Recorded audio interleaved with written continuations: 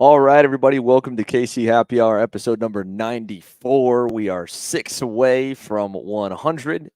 We did not get to do the show last week. Busy weekend for the SKUSA Pro Tour, as everyone we talked to.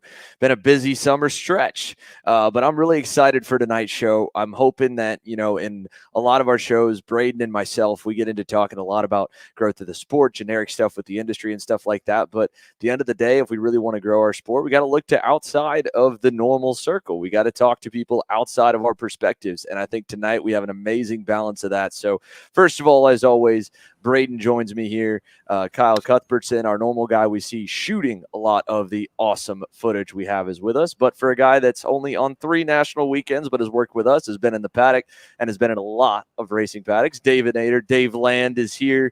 And SKUSA Pro Tour race winner. It's not just Braden. We now have SKUSA Pro Tour K Master race winner Clay Sleddles in the house.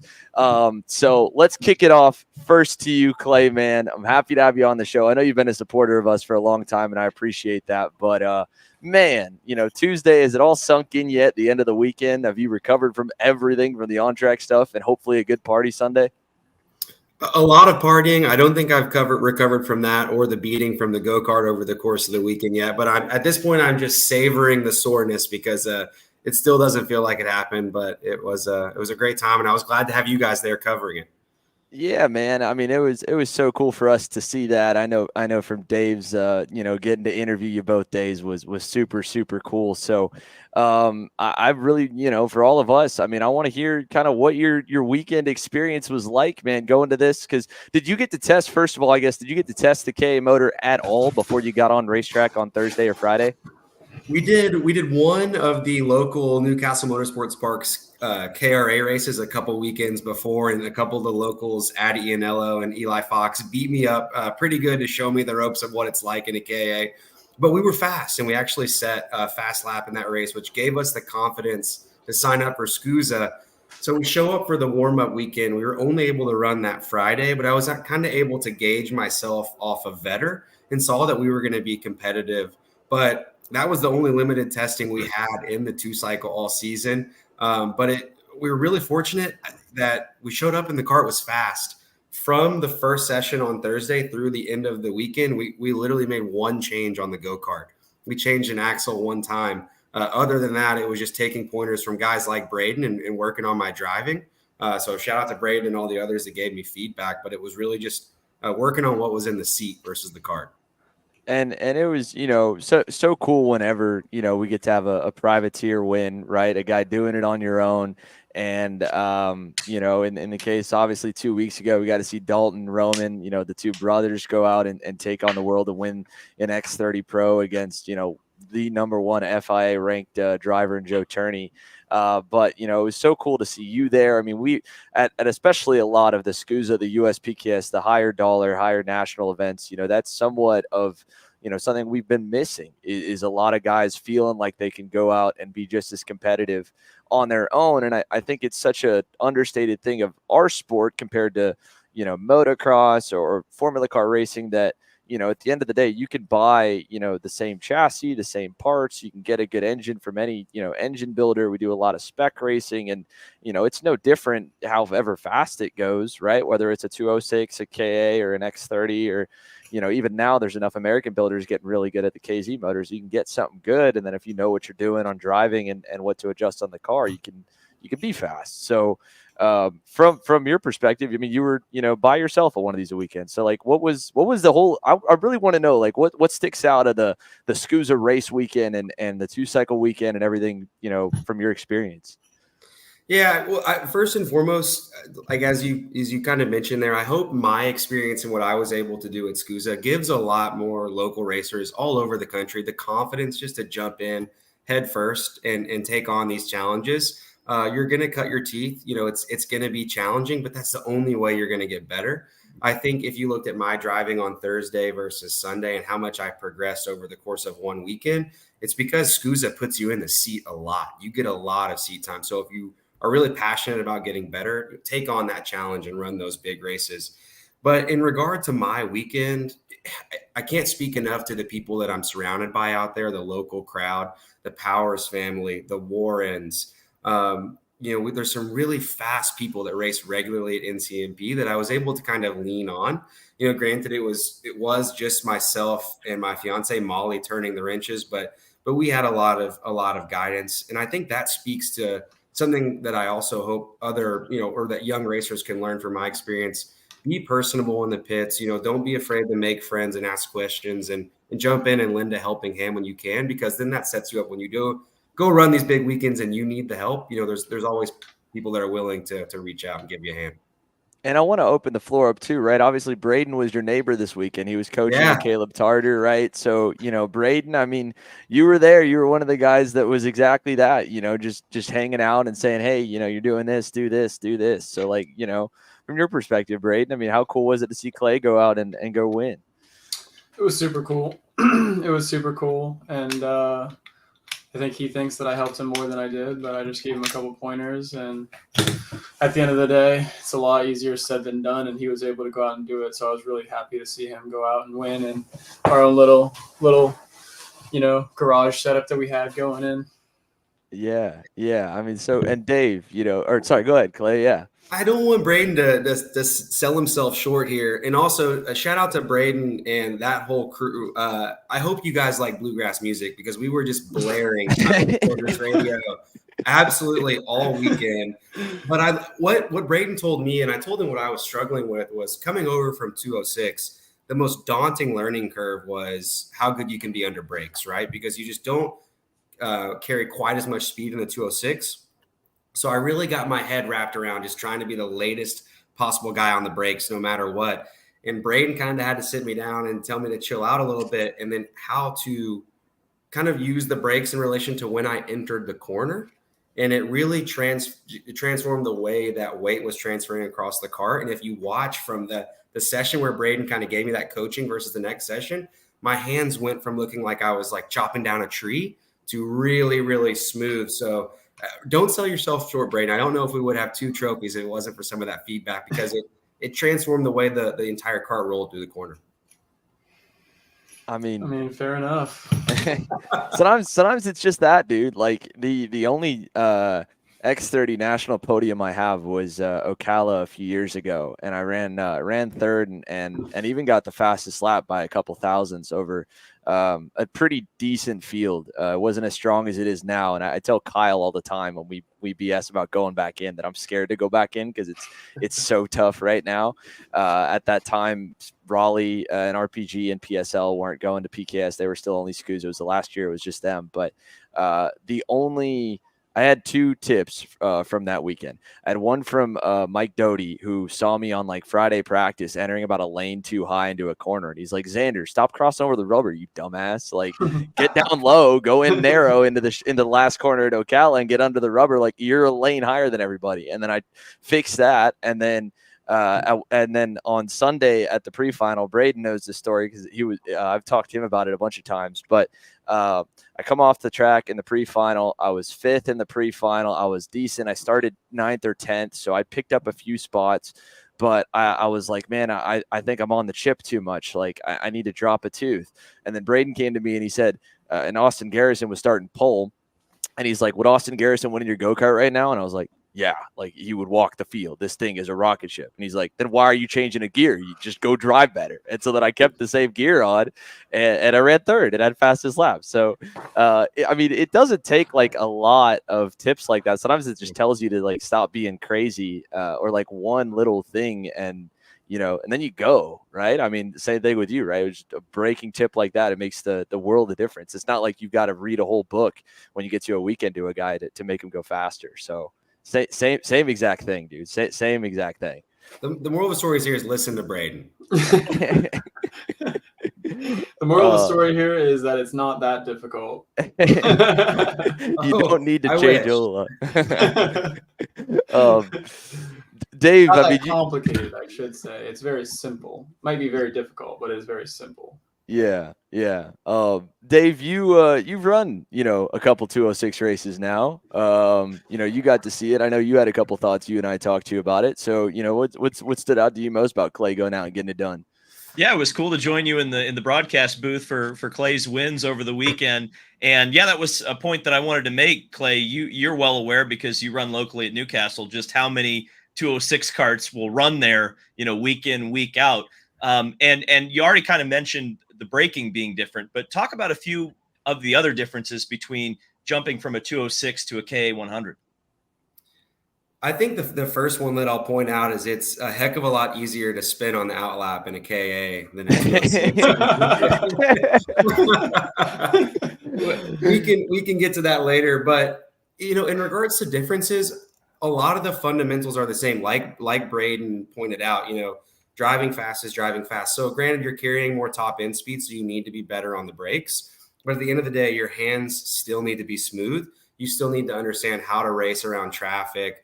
You still need to understand how to listen to your cart on gearing and tire pressure, et cetera. So I think that it spoke a lot to 206 racers, and I think if there's any 206 racers out there that are thinking about making the jump to KA, I can help them, give them the confidence to do so, because there is so much that crosses over. A lot of it for me was the racecraft. This wasn't an easy win by any means. Vetter, Pettit, Roberts, those guys were fast all weekend, and they didn't make it easy on me. But because I just was so used to battling with guys like Keegan Clark, Eli Fox, a lot of the other great guys out at Newcastle, I felt comfortable in those situations, and I knew that I could fight back if I just kept my head on straight, which is sometimes harder than it is said than done in the helmet, but the battles definitely help. Yeah, I think that's a big difference too, is that you were in a field of what it was 8 to 10 carts depending on how many people crashed at the first corner. That's a major difference from what you're used to in 206. So kind of talk about the racing style and the fact that I brought it up on the commentary a couple of times. It seemed like in the pre-final you didn't necessarily have to throw everything you maybe had in the bank at Vetter, because you knew you're going to be starting on the outside of the front row regardless, and probably wasn't going to have that much of a challenge from behind. So talk about the difference in field size, and maybe that's an incentive for more 206 guys to step up. I don't want to be counterintuitive or go against the step up here, but I think Vetter was just maybe a little bit nicer than some of the 206 guys. I think if I would have stuffed it on the inside of, like, say, a Gary Lawson like I did against Vetter, Gary probably just would have slammed down into me. I kid, but the point there is there was a lot of respect amongst the drivers. So if you look at the video, I've watched it a couple times. There's some times that I poke my nose in, and there's just a lot of respect between drivers and giving each other a lane. Part of that's maturity, I hope, but a lot of it is also probably just knowing the field, and that we all had to survive until that final, which then became another totally different physical battle, right? Like I noticed when I watched the video too, like halfway through that Sunday race, you can see me flexing my hands on every straightaway. I don't think I've ever been tired in a 206 race. After every single time I come off the track in KA, my arms are about to fall off. But I enjoy that physical challenge, because it also is not physical, but it takes a lot of focus as well. So it's just, the KA is a really, really fun package. Yeah, dude. Like you get, I remember someone told me you get mentally fatigued before you feel physical fatigue. So like, you start making like little mistakes, right? You miss an apex by a little bit, you drop a tire, you're like a touch off, and it just makes the racing so much bigger and tougher, right? That's one thing Braden's talked about when we've gone on the show about doing some longer mains for some of the pro guys in X30 or shifter, and you add that extra 5 or 10 minutes and you get even a little more physical fatigue and mental fatigue, and there's more thinking throughout the race because then there's more tire degradation and stuff like that. But yeah, let's talk your Saturday main, because your Sunday main was kind of boring. It was good for you, great for you. Obviously, you're able to just foul laps, you were whipping them. But Saturday main, I think, first of all, the Saturday interview you did with Dave was one of the best interviews I think we had all weekend, because it was awesome. Hilarious. It was hilarious. But I love the comment of how much of a jabroni can you be and still win the race. And the outlap spin, the near lock up and spin with a couple laps to go on a second, and then you drove back up. So let's go through the Saturday race from your point of view. So for those of you that were there, were familiar with the track, when you pull out of the pits, you go through the I-70 hairpin, and then you come down another really, really long stretch.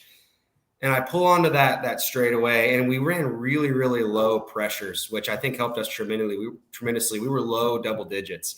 And I pulled onto that straightaway. And this is my first kart chaser race.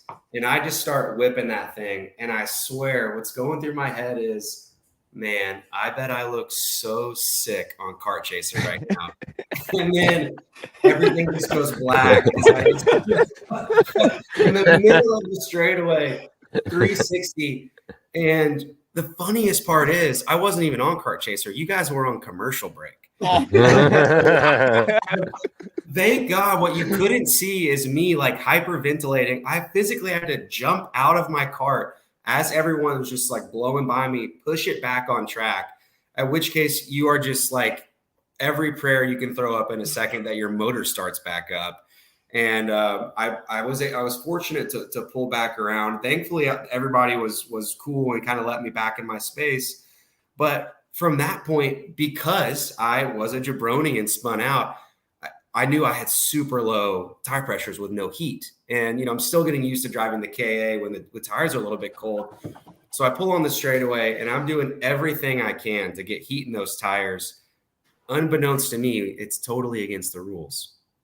So we can get into that later, but was able to drive through the race. Halfway through the race, I almost loop it again, fall back to third. And I think the coolest thing about my progression back to first is in preparation for the race, there's an EKN onboard from Bryson Morris in 2020. And I think I watched that video about 1,000 times. And if you watch it in the last like 2 or 3 laps, he guns down Dugmedjian and Luca Mars. And it was kind of inspiring for me because I found myself in the same position. And I just was like, dude, you have to be perfect these last 2 laps to catch Vetter. And I channeled my inner Bryson Morris, was able to do it and get the win. So that was followed with some extremely high highs, the emotions, right? Your first ever SKUSA Pro Tour win. You're on Kart Chaser. You're getting interviewed by Mr. Land here. And then you get hit with a penalty. And it was one of the biggest swings in emotion I've ever felt in my life, but it's racing. And I think for myself and my racing program, we really like to adopt a no excuses mindset. And at the end of the day, if I would have paid attention to the rules or asked or not been a jabroni, we would have won that race. But so as a driver, I think there's a lesson around taking accountability and fighting back. But I'll never forget just the wide range of emotions there. It was pretty crazy.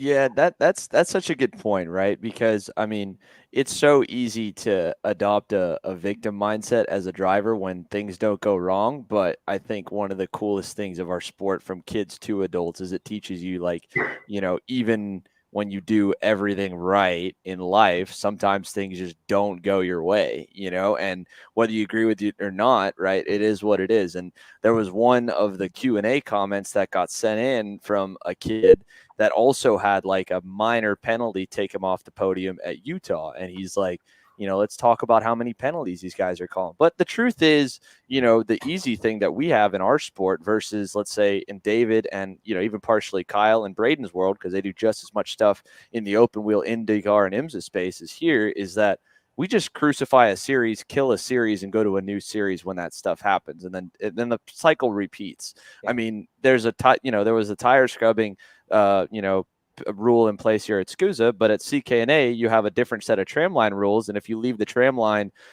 before the start finish line, even when the green flag is out, that's a penalty too. And when we go to stream the CK&A Grands, which, little teaser for the viewers, we are coming to CK&A for the very first time as a streamer, so the deal's coming together, so I'm excited to be there. We've been there for a video 2 years ago, but we're gonna get to stream it this year.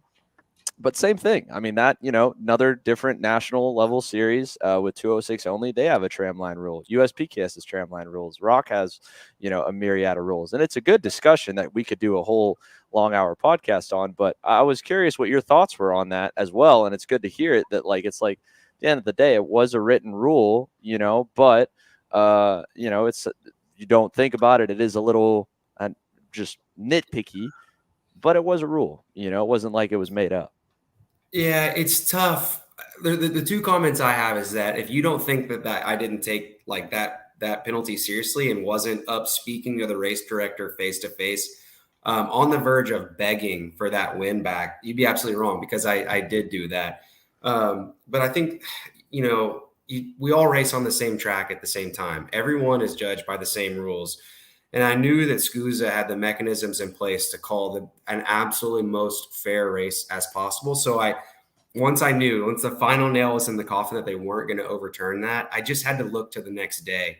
And that was what almost hurt more than anything, was that, what was going to potentially be a really relaxing, just enjoyable Sunday going for a second win very quickly got turned into a high pressure, you better win today Sunday. So I think that's why I wanted to get the win on Saturday more than anything, but it just helped us lock in our focus. And yeah, I'll just leave it with that comment that at the end of the day, everyone is racing on the same track with the same track conditions, being measured by the same rules. So you just have to respect the process and over time, try and find ways to use it to your advantage. So as we continue to go to these big races, now that we're doing KA and having fun in it, definitely going to have to study the rule book and watch some previous kart chaser videos to learn those little things that you can use to your advantage. Kyle, let's kick it around with you as well, you, Braden, and Dave, to kind of close out the segment on both Clay's experience, Clay's awesome race, but also, that's a Q&A question that we can go ahead and do now. What Q&A? About the all penalty? the extra, his penalty specifically, for example, no tire scrubbing after the formation cone. All right. The amount of penalties assessed at race weekends, is it too much? Are penalties like tramline violations, tire scrubbing before formation line, pre and post formation line, etc., all necessary? Are those penalties necessary? Let's go to you first. What do you think? I mean, I don't think so. Not as much.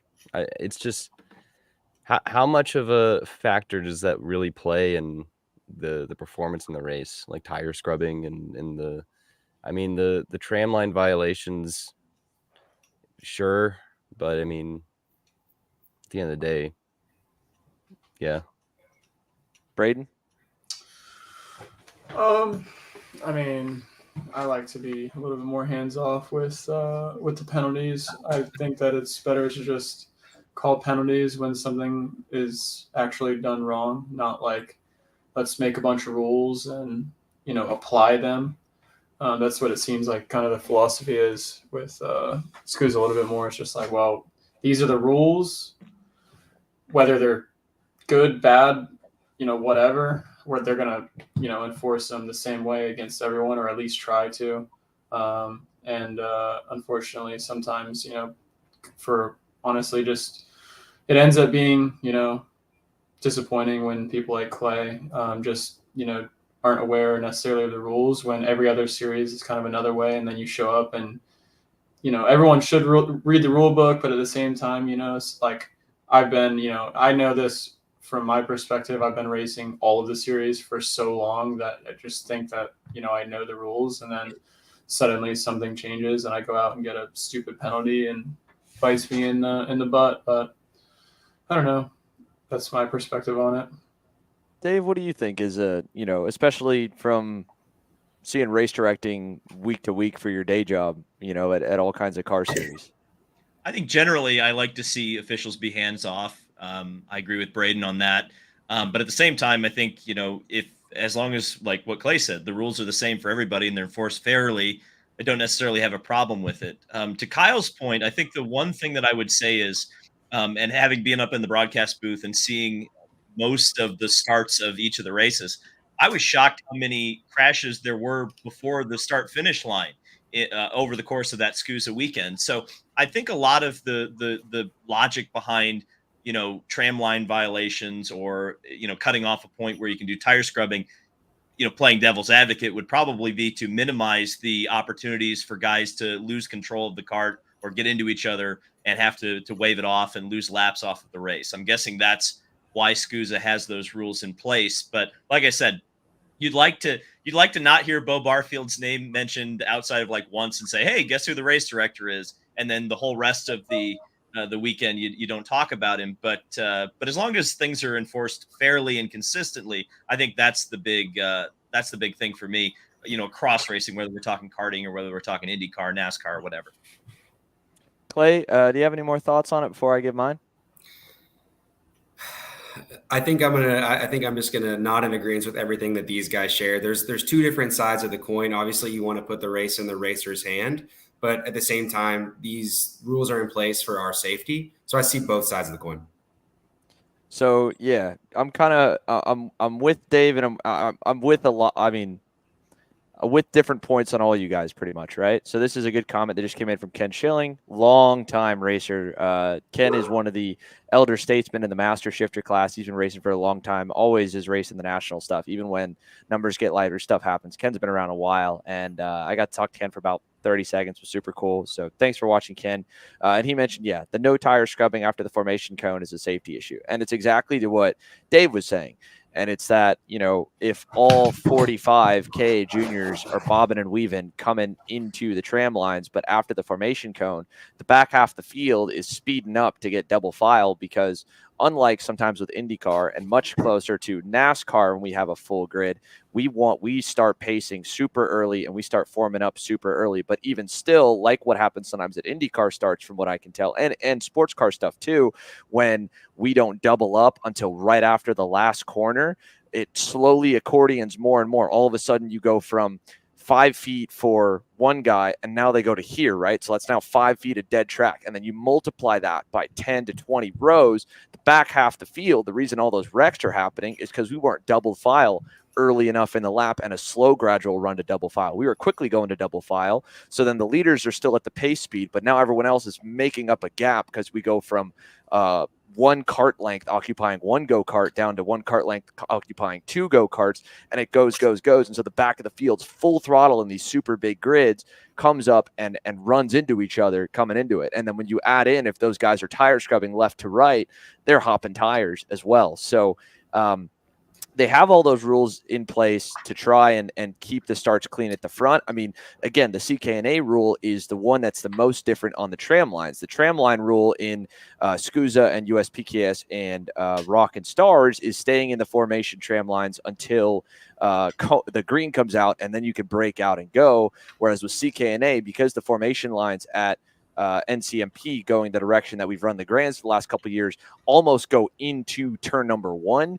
Their theory is if we've got 6206 seniors going in, we want those guys staying no more than double file with a cart space on either side into the corner. And so the back of the field, they would be halfway down the straightaway, moving, bobbing and weaving 3-4 wide. So now when you stay in the tram lines, you kind of take out the jump start of a guy laying back, waiting on the green, then popping out, making it 4 wide, and picking up rows. And so that's why we have all of these extra regulations for the formation stuff. So it just sucks because, again, like, a great comment came in from Chris Hatch saying it would be nice to see the series get all together and formulate the same rules across every series, especially like tire scrubbing, because all the complaints go away if it's the same across the board of what we do.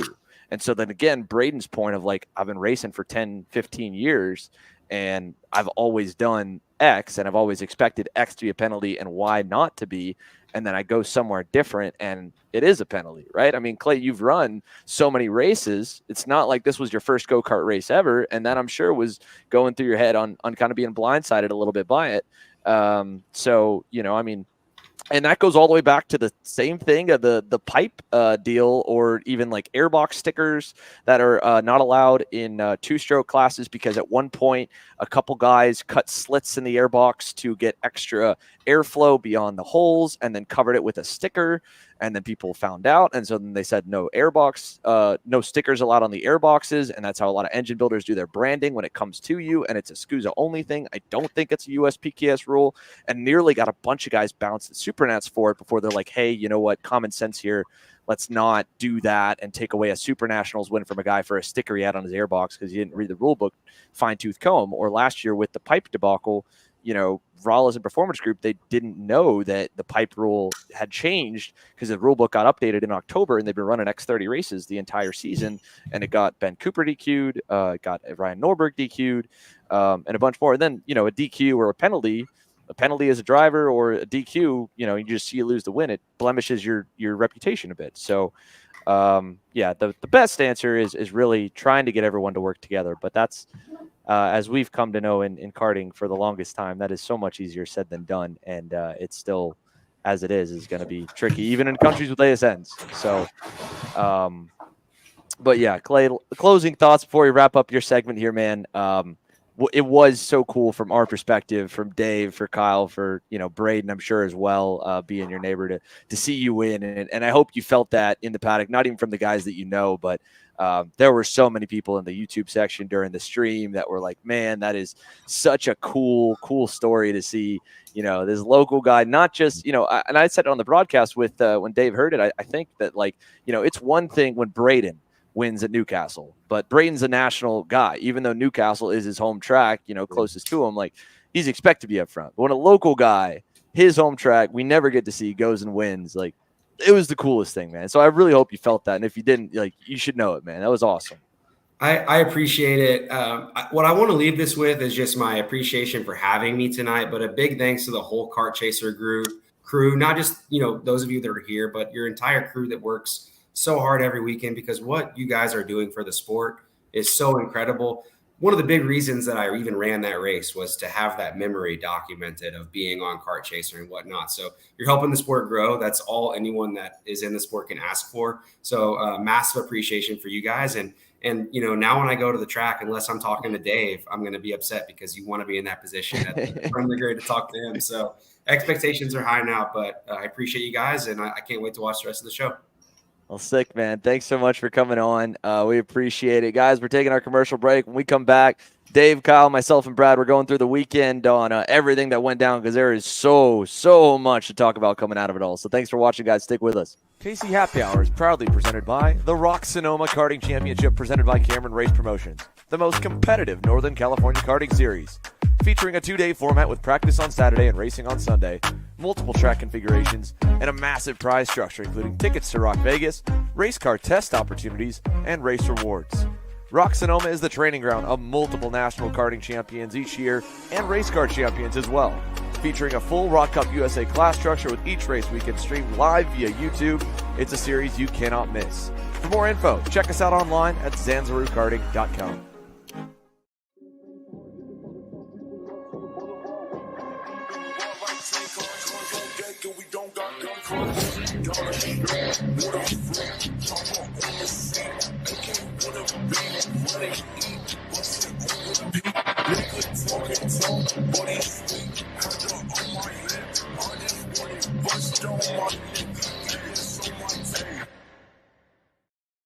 All right, we are back. So let's go in. We heard from Clay's experience. Next up on our show lineup for tonight, Dave, weekend number 3. But, a lot of people that follow the show, whether they do or they don't, they should have already known about you. But if they don't, explain a little bit about what you do for to pay your bills. So I guess I'm a professional motorsports YouTuber. I cover pretty much everything, mostly focused on the US racing scene, car racing scene, I should say. Mostly IndyCar. I think most people, if you've seen me before, probably it involves the Indy 500 in some capacity. I've always loved that race so much, and for whatever strange reason, people actually want to hear what I have to say about that and the IndyCar series, IMSA, other series like NASCAR, Formula One. So it's just been a blessing to be able to do what I do, and it's always fun to join the Kart Chaser crew for a couple of weekends a year. So this has now been weekend 3. So, we were talking a little bit before and over the course of the weekend of, what's now you feel like you've got a little bit of a pulse on, what the national kart weekends look like, what our weekends look like, and then contrast that with, your regular stuff of going to so many IndyCar races, IMSA races, and everything else throughout the year. So what stands out? What's some of the stuff that's been, your biggest takeaways, I think, for us? Well, I think Clay said it really eloquently right before he went off. I think what you guys do for the kart racing sphere is just absolutely unbelievable. And I think for the viewing audience who maybe doesn't get a peek behind the curtain and understand just what you've built here, Xander, is really special, because again, I'm in the YouTube industry. I understand the pitfalls and the challenges, because racing is a very traditional sport. There's a lot of traditional guys that are at the top of these sports. So to convince them that what you're doing is important and valuable is such a difficult hurdle. And the fact that you are so far, you and Kart Chaser as a brand are so far integrated into this racing sphere, and in particularly the series appreciate what you do, but I'm telling you, as a pit reporter for you, Xander, on the 3 weekends that I've done, more parents, drivers, mechanics, anytime you walk into a tent with a KC hat on, you almost get swarmed. It's like people will just come up to you and just are so appreciative. I'm sure you get it, but during the race weekends when you're in the booth, it's amazing how many people, when you're standing in those scale lines, just say, you guys are doing a great job. And I'm like, it's not me. I only work like 2 weekends a year. So that's my first big takeaway, is the fact that, Kart Chaser is really doing something special here. It's just unbelievable to see that. Past that, it's not as different as you would expect than going to an IndyCar weekend. I'll say it's a lot more chill, especially working for Kart Chaser, because you guys are such an integral part of what goes on now on any kind of a national karting weekend. But you go into the Rollison Performance tent and you kind of look around and you go, good Lord, there's a lot of budget here. And it feels like going into a paddock area of an IndyCar team, like an Arrow McLaren or a Penske. It's that much of a professional level to it.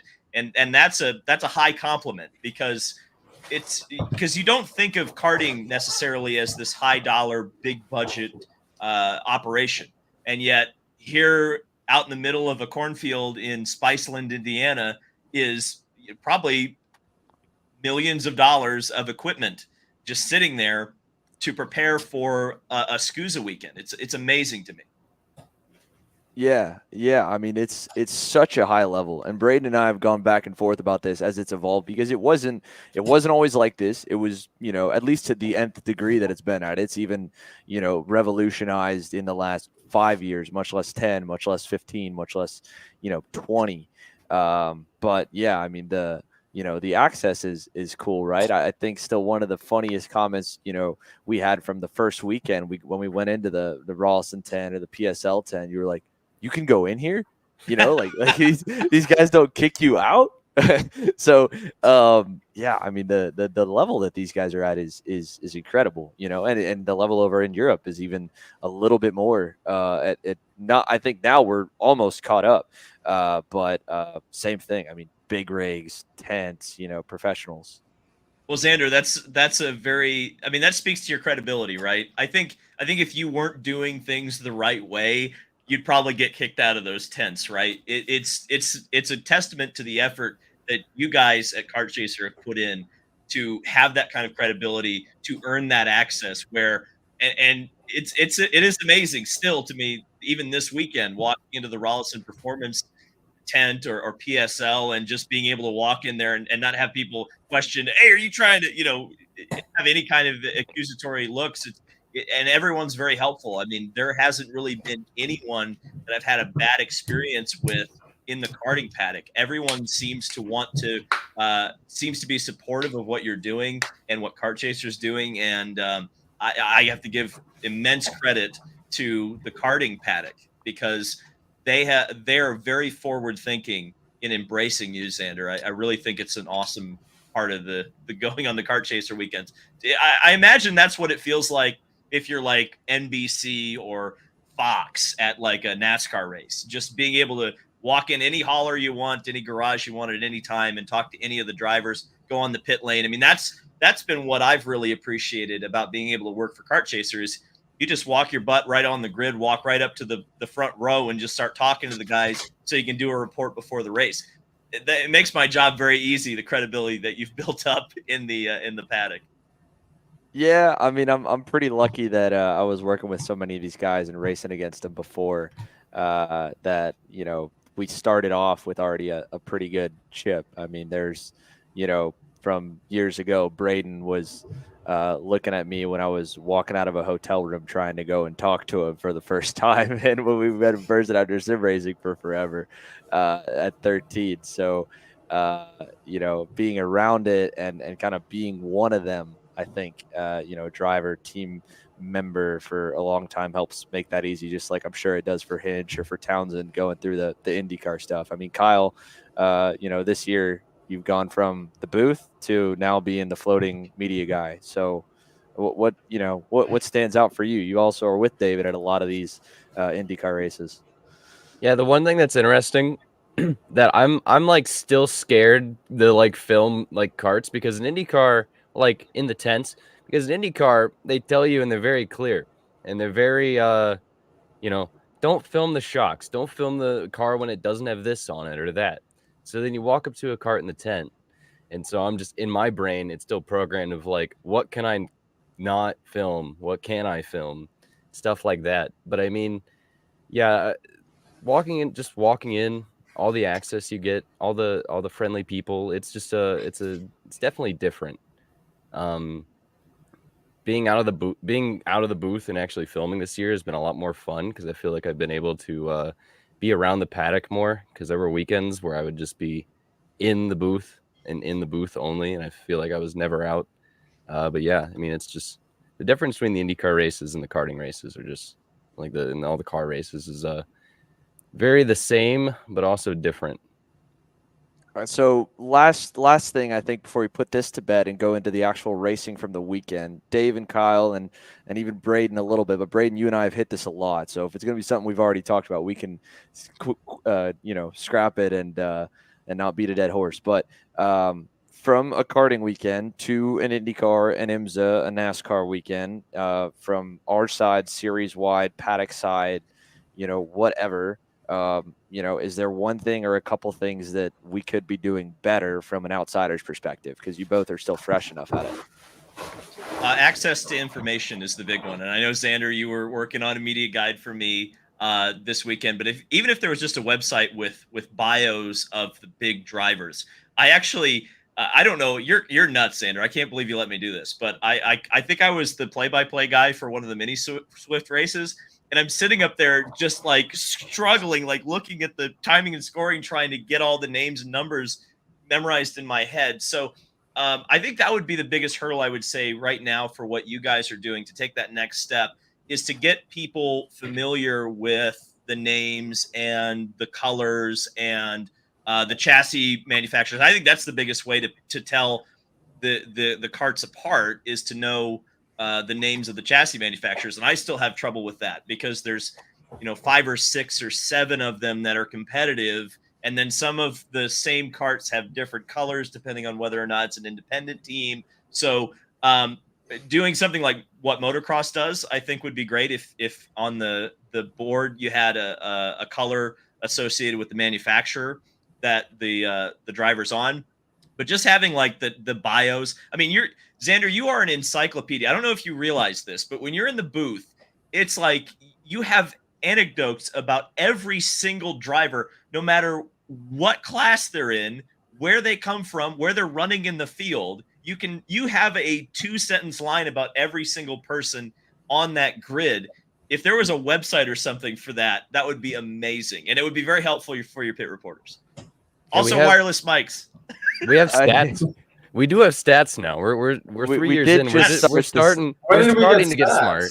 We haven't published it yet, so a few people know. In fact, I think the landing page still shows that it's a work in progress. So I think people will go and check out kartchaser.com and see that the website is a work in progress. And actually, Dave, to you, exactly what you're thinking is what I've been trying to work on for about the last year in the limited days that we're not streaming or on the road, and try to put together a website for sure. Our kartchaser.com website is going to have, at minimum for X30 and for Shifter, driver bios for everybody with pictures.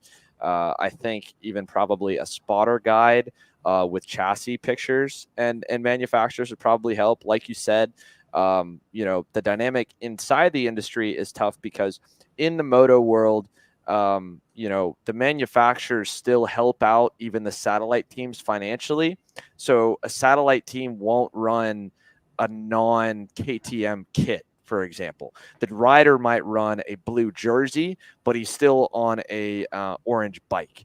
And we're here only Burrell and CRG and Kart Republic, even from the direct factories over in Europe, and a handful of other manufacturers. We're getting to see more, like Sodi and a few more come this year, which is cool. Have a hand in supporting the American teams racing at the American Series. So, like, for Rawlison Performance Group, they are the OTK team. But unfortunately, Tony Kart Factory does not support beyond sending a Vortex motor for Danny Formal in KZ. Mike Rawlison has to run that entire operation off of his own dime and what he's able to make, and to be able to, so why would he run the standard Cosmic kit? He runs the Rawlison Performance Group kit. If Tony Kart would see the value in the American racing over here enough to the degree that they would invest in, $100,000, $200,000 budget for the year for Rawlison, then they could say, hey, no more RPG kits, or if it's going to be RPG, it's going to be RPG suits, but it's going to be Tony Kart kits. So that's the one thing that is tough, like Kyle can attest to. Kyle's also been doing a lot of the colored graphics for the year based off of the drivers, and we're always back and forth on, well, Trinity, for example, do we go green for Trinity Karting Group green, or should we try to narrow down the list of manufacturers and colors and say Trinity's going to be orange, and MPG Motorsports, while it's red and white, should be also orange because it's Kart Republic. But at the same point, like you said, there are so many different lines from a chassis manufacturer factory. I mean, OTK has 7 that are all the same OTK go-kart, all a different color for a variety of different background reasons in the industry, mainly so they can have dealers of the same product in the same region. You can have a Tony Kart dealer in Georgia, and you can have a Cosmic dealer in Georgia. So then there's multiple shops the way that it's all structured. But by that front, because there's so many different lines from the handful of factories that actually do the tubing process and make the go-karts, we have just as many American individual team outfits as we actually really have chassis lines. So I've been back and forth on that ticker idea of like, well, do I do the teams because those are the actual ones that are spending the money for the most part, or do we do the manufacturers, because in theory there should be a little bit less, but even then, like, OTK has Tony Kart, Cosmic, Xpree, Landon Norris Kart, all the way on, and those are all different flavors of the rainbow. Or should we just all make, no matter what, everything OTK is green? But then again, that's got the least brand identity out of team, chassis line, or factory, because the team and the chassis line, they have that stuff out. So that's a really good point. And then the media guide, that's just something I should do and haven't been doing, because it's a pretty deep rabbit hole. Yeah. It goes pretty deep. Well, the point I want to make about, since you brought up the teams, we had 24 X30 Pro drivers. For all intents and purposes, I know there aren't actually 24 teams anymore, but for all intents and purposes, that's a Formula One grid. You could just do it the Formula One style and just have a color for each team. And because Rawlison Performance, I look at those carts and I say pink. That's the color I look at. Mike does a great job of making me know exactly which carts are his on the racetrack. They're the easiest to spot because they've got that bright fluorescent pink on them. And obviously other teams have colors directly associated with them. I don't know what you would be able to do for the privateers. I know there's only a few of them left now in X30 Pro, but I'm sure there aren't that many where you would run out of colors in the rainbow to do that. I just don't know. It's tough. It's a very interesting discussion, because I think, Xander, what you're doing right now is kind of changing the way kart racing is presented, or the way people are thinking about it, because now things that were previously unseen or not really thought about, like liveries on go-karts, or the actual uniforms of the drivers, or even the helmet designs.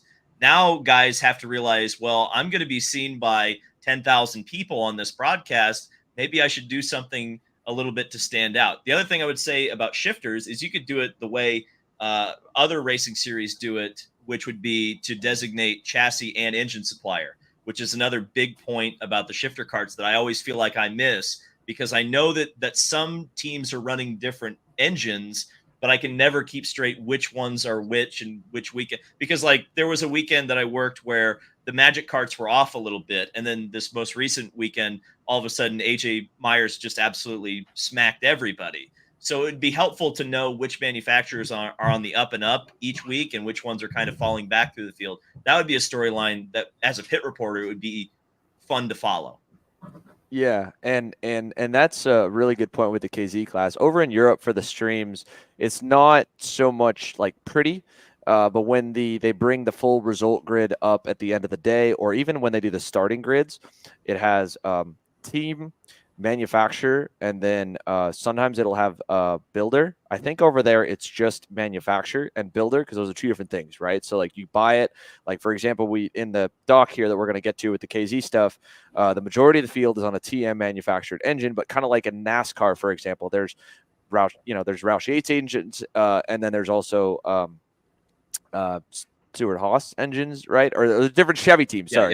Yeah. Different Chevy manufacturers, Childress versus Hendrick motor, right? Yes. So like same exact thing. There was the majority of the field on TM, but Magic was on Sony TM, and then the SRP guys were on SRP TMs. The SRP and International guys, Trefilov and Troger, and then there was factory Vortex for Formal, direct from Vortex, built by the factory, and built and run all by the factory. There was basically but then IAME was somewhat factory, but it was also SwedeTech was mainly the builder, and then it was just factory supplied with the IAME motors. So that one was more IAME / SwedeTech.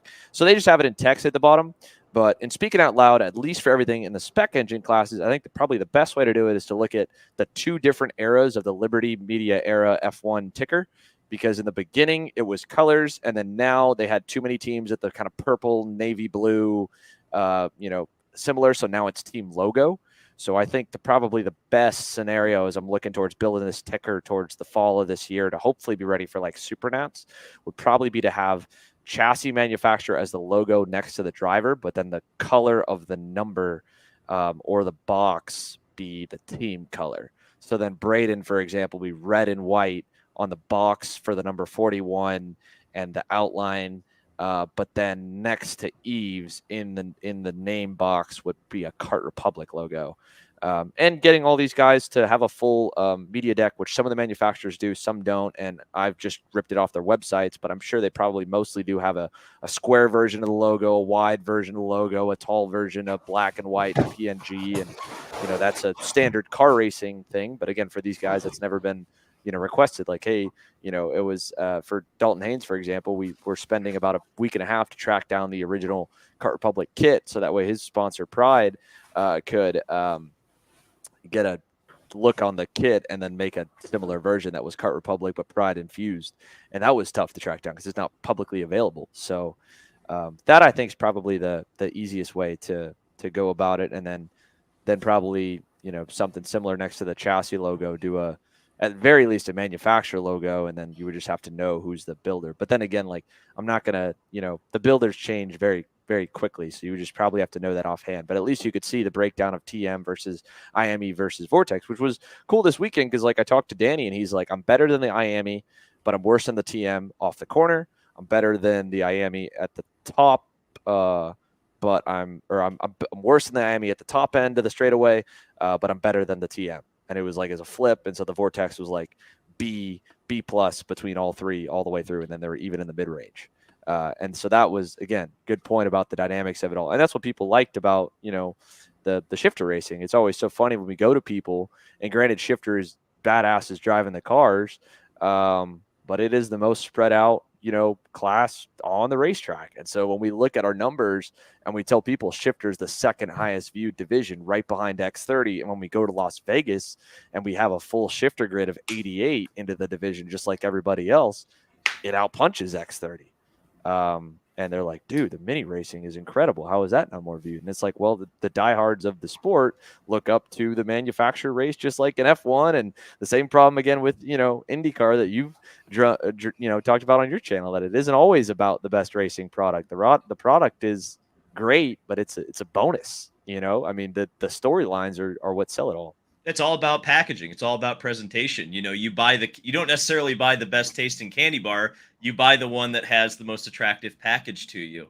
And that's something that you've done a really good job with, Xander, is putting everything in a pretty package. But obviously, and rightly so, you're putting the best looking package on the X30 and the Pro Shifter. And if those races don't deliver, it doesn't necessarily matter if Mini Swift was absolutely a banger of a race, because nobody watched it, because you are putting the effort into, the stuff that you should be putting effort into. And sometimes, the best racing just isn't seen on a race weekend. And hopefully, people are watching all 8 hours of a Kart Chaser broadcast, but I don't know about you, but I don't have 8 hours in the day to sit down and watch, an entire broadcast. So that's why highlight packages are so great, right? I would love to see, and I'm sorry, Kyle, for giving you more work, but like, I would love to see all of the other classes. Okay, so whoever does the highlight package. It's Drayton. He's making Drayton work 10 times more to do highlights for every class. Drayton's gonna be so mad at you, Dave. Oh, He's dude, gonna be mad. He's gonna make a highlight reel of everything. He's gonna be like, David Land gave me 12 hours more work, because now instead of just a highlight reel for X30 chip, I got to do it for Mini. I got to do it for Micro. I got to do it for Clay and Master. But I mean, you're right though. Like, it would be cool to have everybody. Or just highlights from the day, like, right? The biggest moments of Kart Chaser, maybe what you might have missed throughout the day. You don't have to do full highlights of the weekend, but if a Mini Swift does a barrel roll down the main straightaway and the guy gets out and does a Ricky Bobby down, like, you want to show that somewhere, right? So from my perspective, I think that would be kind of a cool thing to do too, just to highlight some of the the equivalent of US F2000 or Indy Lights on your broadcast, where you do have like an IndyCar and a Formula One that you're really pushing hard. For sure. Well, let's talk about our IndyCar and F1A. Let's get into X30 from the weekend. Kyle, weekend results: Joe Turney versus Norberg. Getulio, another 2 top 5s. Third on Sunday. Blake Nash was good. Morgado and Ramos was off, but Ramos was off on some engine malfunctions. He was fast here last month, and Morgado was good too. And the Burrell guys felt like they were even better with this month when they got some new upgrades to the chassis design. So what stuck out to you first that you want to kick the discussion on about the X30 this weekend? Well, a few thoughts. I'm very lucky that we're doing this today, because I just got done with the race remix for X30 today, so I'm very fresh on everything that happened. First, shout out Alessandro Getulio. Thanks to our stat sheet, we know that he is the most consistent man on the grid right now. Only one finished outside the top 10, and that was an 11th. Like you said, it was surprising to see Diego off, because Newcastle seems to be his track. But the big thing that I want to start on is, let's talk about race 1. The entire story, especially from editing remix, throughout it was guys not wanting to work with Blake. Yeah. And so it's unfortunate, right? Dave catching you up. Braden, maybe you can give a little bit of insight to this too. I mean, you've been on track with him a handful of times this year. This is, Blake's not a rookie. He was younger than the other guys in the pack. Morgado's 21 or 22, Turney's 22, Ryan's 24, Blake's 19. So he's not a 15-year-old rookie by any means. Hasn't got his first win yet. The other guys, in the pack, Morgado's a world champion from 2022, the FI world champion. Turney's FI ranked number 1 in the world, winningest driver in the US circuit by far. And Ryan's the winningest, driver in championships over the last, decade. So you've the 3 biggest stat guys, and then Blake Nash in the mix right there, all equally fast. And in the broadcast booth, I was like, man, like they just won't follow Blake. They'll follow each other. They just won't follow him. I talk with them all, not all of them, but I talk with a couple of them. I talk with Norberg a bit at the end of the day, Turney a bit, Morgado a bit, and I kind of watched it back too. And so, the thing with the X30 racing, the Mini, any single speed class pretty much, with the exception of maybe OK, is that you have enough of a draft that it's not a can you pass, it's should you pass in those races. You can go at almost every corner, almost every straightaway, almost every lap, and you can throw the race away by doing that, which is unfortunately what ended up happening. Morgado defended once he got in front of Blake. Blake didn't want to follow Morgado because I think he was probably the slowest of the 4 by the second half of the race. Ryan was probably second fastest out of everybody. Ryan didn't want to follow Blake or Morgado. So Blake was passing Morgado back. Morgado would get in front and block. Ryan was kind of trapped, and he didn't want to follow either. By the time he got clear, Turney's gone by 2 seconds, and then they're the same speed again. So the normal philosophy is that I'll follow you if you dive bomb me, but the moment that you make a single mistake, you drop a tire, you slide the car, you miss the apex by a foot, I'm going. And it's hard to see that from the TV side, and I kind of ripped into Ryan and Morgado a little more than I think I should have, because in talking with Ryan, he brought up the good point that at one point in the race by the grid corner, he actually went on top of Blake's bumper for a second, and he's like, the guy broke so early, and he's like, so, different when he was leading versus when he was pushing me, I couldn't follow him. So I thought it was just an ego thing. But I think had I seen, and Ryan will probably upload his onboard, I'm sure, from either one of the races, or be willing to show it, or Morgado has too, that maybe Blake was making a couple mistakes whenever he would get into the lead. Because Braden, you can back me up here, right? Like, you get like 4 corners when you get in front of a guy to basically like prove yourself. And if you miss one of those corners, he's going to go back in on you. But if you don't, unless he's an idiot in the midfield, he's probably going to be okay following you for at least a lap. Yeah? Yeah, I agree with a lot of that, but I think it's pretty simple when you actually get down to it, and it comes down to how good they are entering the corner. I mean, that's kind of why, like, when you're always talking, well, I listen to your commentary, and sometimes you get on about, people will just follow Joe or whatever, but, like, at the end of the day, like, if somebody is really good entering the corner, then, like, if you actually do send it in on them, then they're just going to over under you. And like, Joe's probably the best entering the corner on a consistent basis. Morgado is one of the better guys, but maybe he's a little bit too much. And then like Ryan is usually one of the earliest breakers. So like Ryan is one that, like, when he gets in the lead, he just gets swarmed all the time. And it's really just kind of down to how hard he drives into the corner. He always kind of just underdrives into the corner and then gets really good exits. And that's great for one lap pace. But when you get in the race, you got to be able to just drive it into the corner. Like, I know that especially when I'm at Newcastle, I'm really just trying to be as good as I can entering the corner. And then when I get into the races, I generally just drive forwards through the field because I can pass so easily. And I think it's really just down to that, where if you drive deep into the corner and you're difficult to pass, nobody will be able to pass you. And if you break so early that people can't, because as soon as you're behind somebody and they break early and you have to check up to avoid hitting them, that's the time you like have to go. And everyone kind of knows that. And some drivers, just because they break early, they constantly have people going in on them. And then they just get flustered and they start battling more and more and more.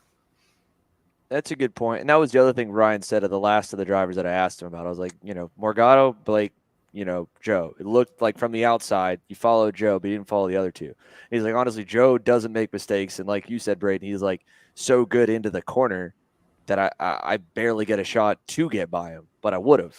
So where I thought from the outside it was work together versus not, and maybe there is still a tick of that for certain drivers versus others that have earned respect or haven't. But it, like, the respect's not even they like the guy. It's that guy's got a proven track record because I followed him before and he normally goes fast or is typically good. Even if I haven't seen him all day and he just now gets in front of me, I'm going to guess that he's going to be good. But if I haven't seen him all day and he gets in front of me, I'm probably not going to think he's good. But the getting into the corner was the thing that I probably missed and leaned too far into my guess and was kind of wrong on the commentary, was that, like you said, Joe is so good going in so deep. Ryan's praised him about it before, even on his passes, that he's able to be on the brakes already into the corner, then release the brake in the braking zone, and then get back onto it and pull out a line like so smoothly. I mean, it's than everybody else. So you're probably right about that. What else we got on X30? What stuck out for you, Dave? Well, I mean, to the point of what you and Braden were just discussing, the big thing as an outsider to me is knowing very little about this. Is I looked at that race in particular. You're talking about day one, right? So the big thing that I was curious about and couldn't understand is that Joe Turney is the best in the world right now. Why would you fight, even if there is, let's say Norberg's braking earlier and maybe the driver behind sees an opportunity? Why would you knowingly battle with someone for second place, knowing that Joe Turney's out in front? I can understand if Turney's like third or fourth in line and you're battling, but the minute he gets out in front, the priority for the drivers behind, and from my outsider, uneducated seat, should be get in line and chase his ass down. Yeah, I think, I was actually pretty, well, when I was watching, especially day one, I was watching with the guy I was working for, and they were just asking me like what I thought going in, who I got. And I said Turney, and I was watching, and Morgado got into the mix a little bit, and I was like, okay, well, if Turney gets to the lead and Morgado gets the second, race is fully over. I was like, guaranteed he won't even be able to get up to Turney. Plus Morgado will just continuously battle over and over and over again. And I knew that Norberg was probably second quickest, if not the quickest, but pretty much none of me had myself gunning for him to win the race, just because when it turns into an all-out battle, the people that usually go to the front always go to the front, which is like Turney, Morgado, people like that. But then certain people overdo it, and then, realistically they battle too much and screw themselves, whereas other people will get into the battle and then emerge from it and go and win the race. Let's go to Sunday, Kyle. You want to go ahead? We can go to the last lap, or I was kind of a little bummed that DeTulio couldn't hang with Ryan and Joe. Yeah, because I thought he would.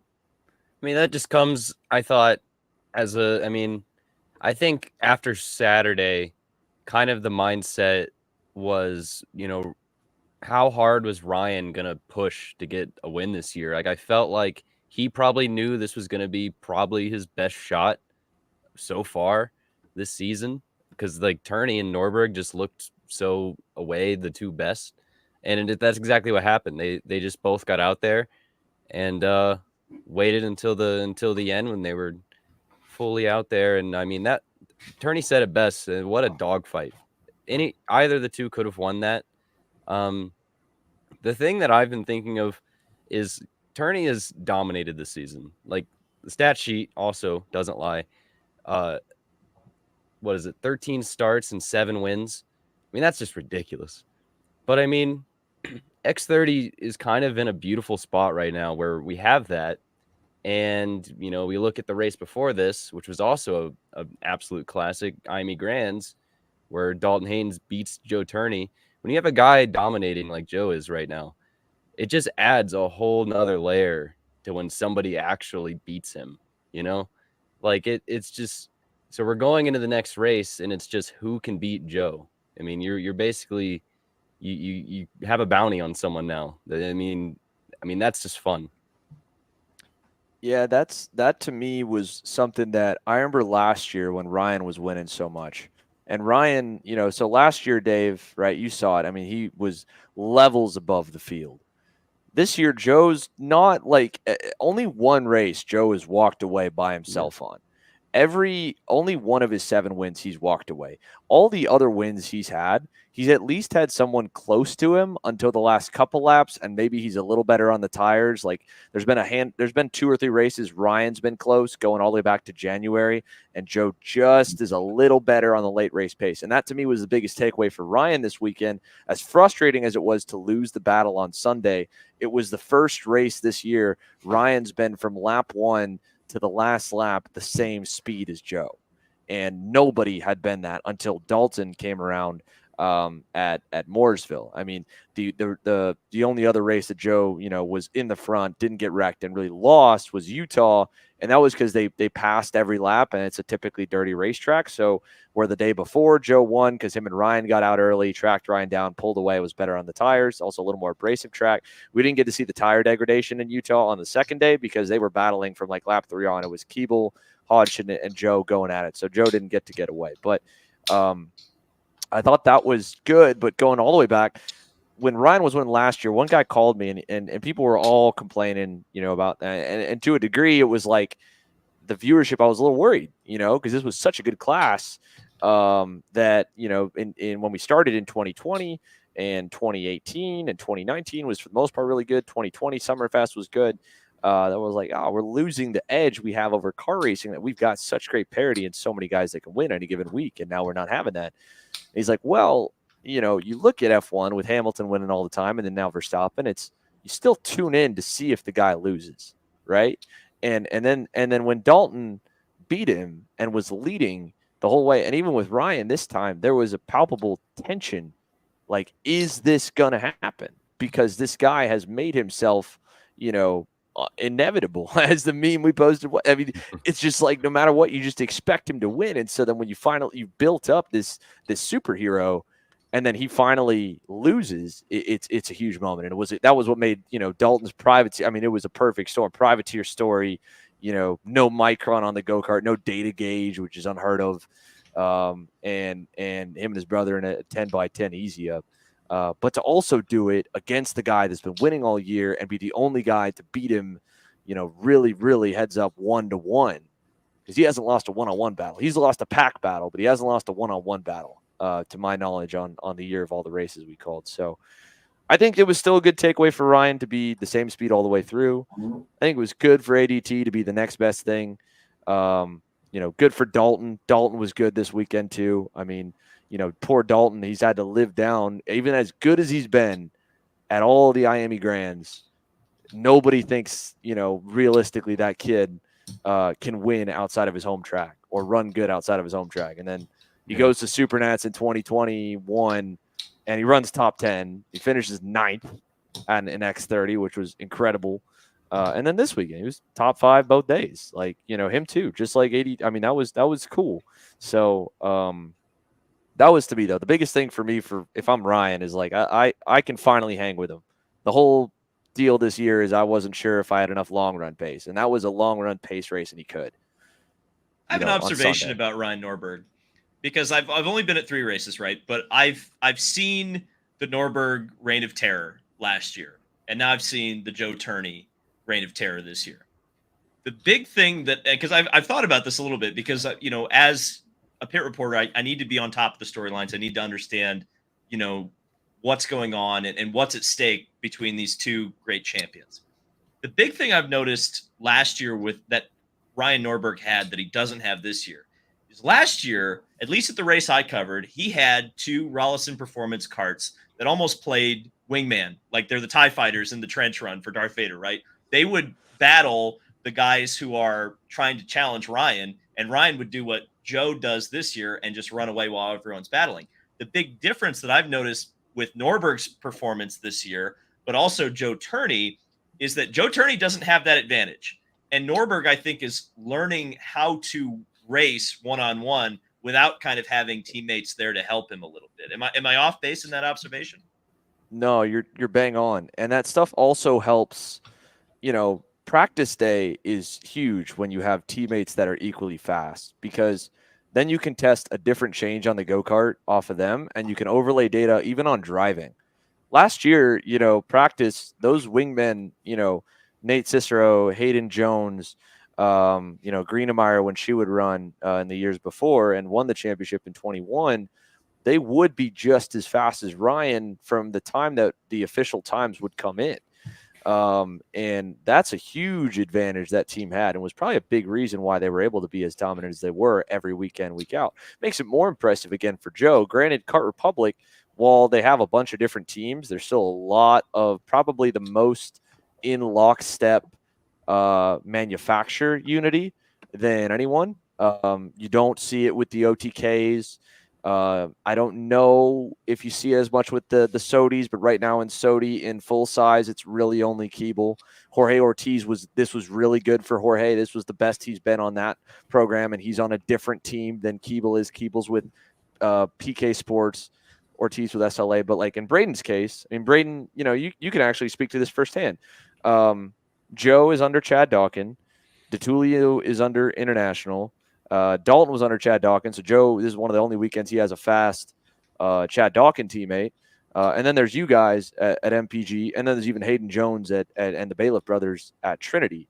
So how much inter-team stuff is Kart Republic doing? Because one of the notes that we have on our sheet is Kart Republic won the most championships this weekend. 4 of the championships. Mini, KA Junior, KA Senior, and X30 Senior. OTK got X30 Junior. Sodi got Micro. Factory Karts got Master Shifter. And Burrell got Pro Shifter. So from a Kart Republic guy, how much teammates is it there? Because you see DeTulio and Dalton, they talk like Joe's their teammate. Yeah. I think that we definitely help each other for sure. I mean, I've talked to Joe. I guess the one weekend all year that Joe kind of really struggled was the weekend that I was very, very good at. And I talked to him. I let him know what I had going on. I mean, I think we all try to help each other because we all, KR, we honestly all do to some extent act as if we're one big team. And, we all sort of have links back to, we've all kind of worked together at some point. And, Daniel Tate's on Tourney, and he was with MPG, and, we've all we're still close knit. So, we're not obviously going out and telling each other everything we got, but if one of us is struggling, for sure, like I try to help out whoever. And, even with, honestly, all the KRs, anyone's free to come up to me and ask me. And I won't tell them exactly what I have, but I'll point them in the right direction a little bit. And, this year was pretty crazy as far as, I might be a little bit biased, but honestly, KR domination between X30 Senior, KA Junior, KA Senior, and Mini. That's pretty much every big class in the whole series won every single championship. I mean, that's impressive, especially considering KR does not have the most go-karts at the track by any means. I don't know if the stat's correct, but I don't know who it was that posted it. It might have been Daniel Tate. But I think it was 6% of the entries was KR and half of the championships. And furthermore on that, it was the biggest championships. I think that's pretty impressive if you ask me. Well, that and not fielding entries in Shifter, right? I mean, Pro Shifter is the only other really big championship fight. And Kart Republic isn't at the moment, pushing and developing a major shifter chassis. Even over in Europe, it's kind of it's a small part of their business structure over there. They have guys at the KZ Worlds, and they'll run guys like the Pex brothers, and they'll put deals together for it, but nothing to the degree and the number of drivers that the rest of the brands do. And then nobody over here really on one. So I think that makes it even more impressive when you sweep half the championships and 2 of the classes you don't even enter in. So that was big for them too. Let's get to Shifter really quickly here before we wrap all this up. From their end, again, David, we touched on it too. I mean, this year was so cool because we really did have 3 manufacturers putting forth a concerted effort from midway on. IAME got into the fight in the middle weekend with a brand new motor that came out from them, and it's only Danny on the Vortex, but these factory techs, they have their guy from the factory come over and do the carburation and work with him on that motor every weekend. TM with everybody, but it's different builders. And typically the TM and the KZ class has been known as a suitcase class. When we go to Supernats, only one guy gets the bets TM stuff. That guy's probably going to win the race. But the last couple of years, it's been a lot closer. And, at least for the Pro Tour duration, PSL TM versus Magic with Sony TM, SRP with SRP TM, all really good. Sweet Tech TM was good. Now Sweet Tech IAME is phenomenal. and SweetTech's an American builder, and PSL is, you know, pretty much mainly built by those guys, which is a Canadian-based team with Dominic Lebrecht. So that was, to me, really cool. And then to have basically a NASCAR playoff top 4 go into the main and win it all was badass. That was sick. So, Kyle, for Shifter this weekend, what do you got? You didn't need a playoff system. You didn't actually need it. Didn't need a playoff. I know you two guys in the car will love it, man. No playoff needed. Sorry to all the people in North Carolina that are watching right now. Yeah, we're getting things thrown at the screen as we speak, or maybe not. I don't know. And it helped because, you know, AJ walked the freaking dog with these guys. This was his 9th and 10th wins at Newcastle in Shifter, in Pro Tour competition.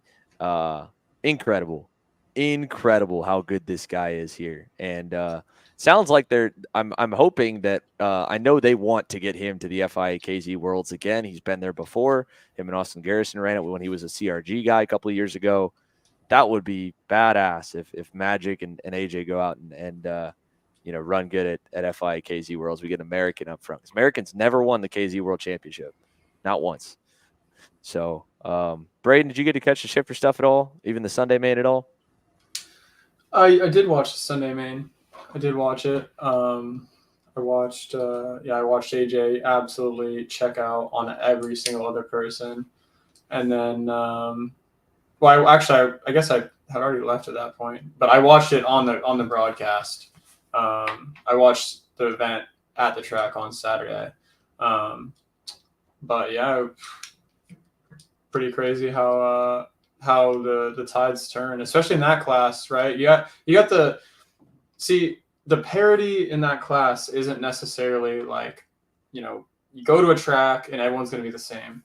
But the fact is, like, with, you know, the way the class is structured and how you have all these different engine manufacturers, all these different builders, it might not be even on a one weekend basis like Utah, where it's just completely dominated by GFC, or Newcastle is dominated by AJ. But over the course of the season, look at how close the championship is.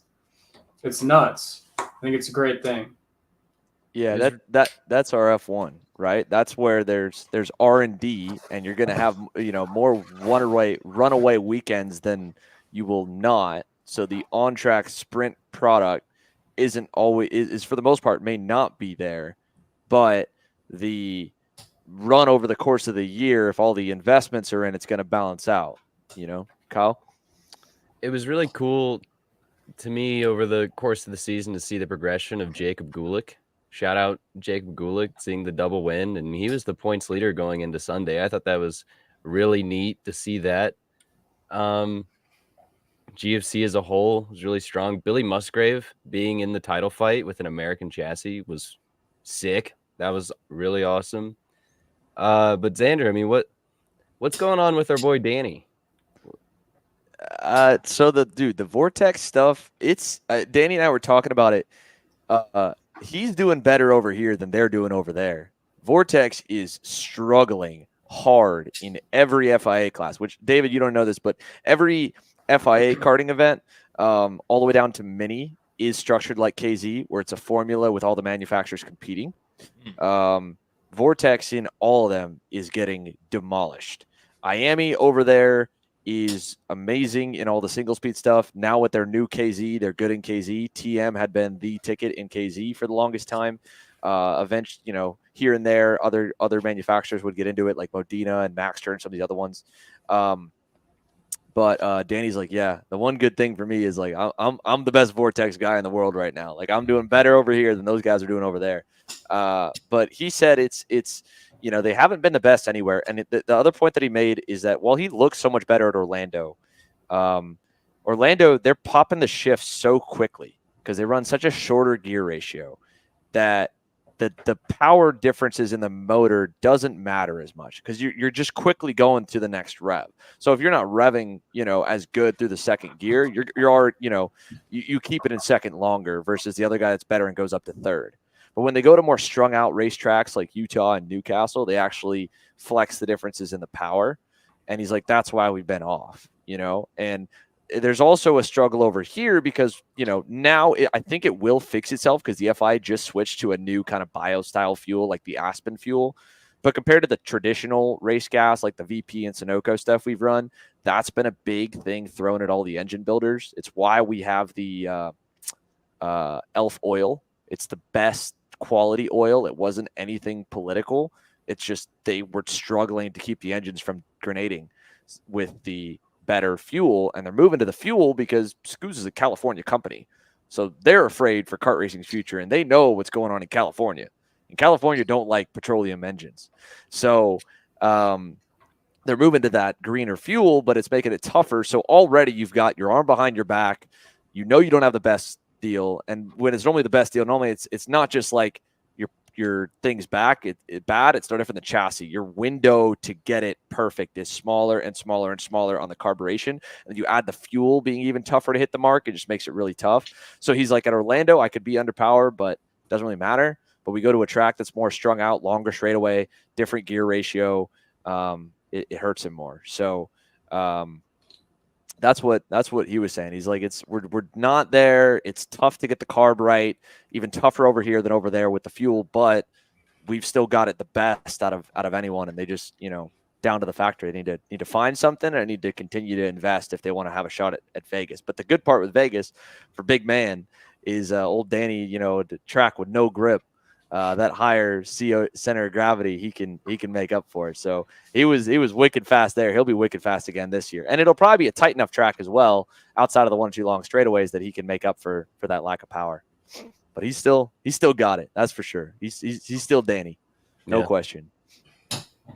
Well, let's hit our last commercial break. I know we're long. I can see Braden yawning. Appreciate everyone tuning in so far. We got a lot of your questions. We'll hit those when we come back. So stick with us. We'll be back after this. Looking for the perfect vacation spot and a family fun weekend where a race breaks out? Look no further than Karting the Coast. Our 10 race schedule is already well underway, with stops at NOLA Motorsports Park in New Orleans and Finish Line Performance Karting in Biloxi, Mississippi, where our podium ceremonies are on the beach. We know how to have a good time and put on a good race, and all that we're missing is you. To find out more, visit kartingthecoast.info.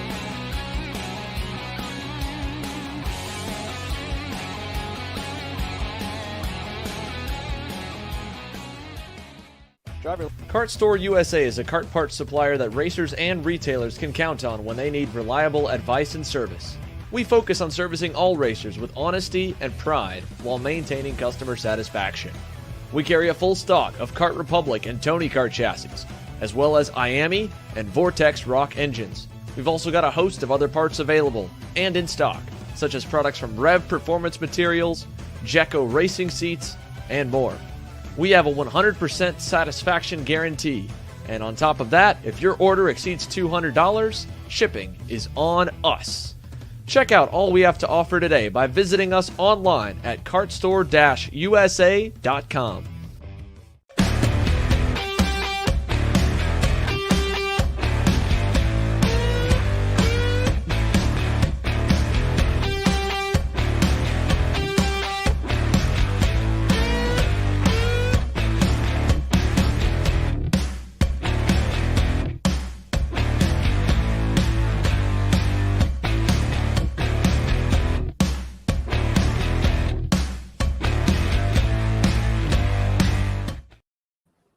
All right, welcome back from commercial break. Kyle, let's get into it. Q&A. Myself, Braden, Dave, we all get to give different answers. Yourself gets to give an answer too. What we got for kick it off? Do you think KA will take over X30 in terms of high-level competition? No. We get asked this a lot. Numbers don't mean premier class. Premier class is based on depth of field. The highest number of the absolute best drivers. And, KA has some superstars in it. There's no question. Congratulations to Aiden. Love that kid. Goofy ass kid. Known him since he got into the sport. Known him since he was in rental karts.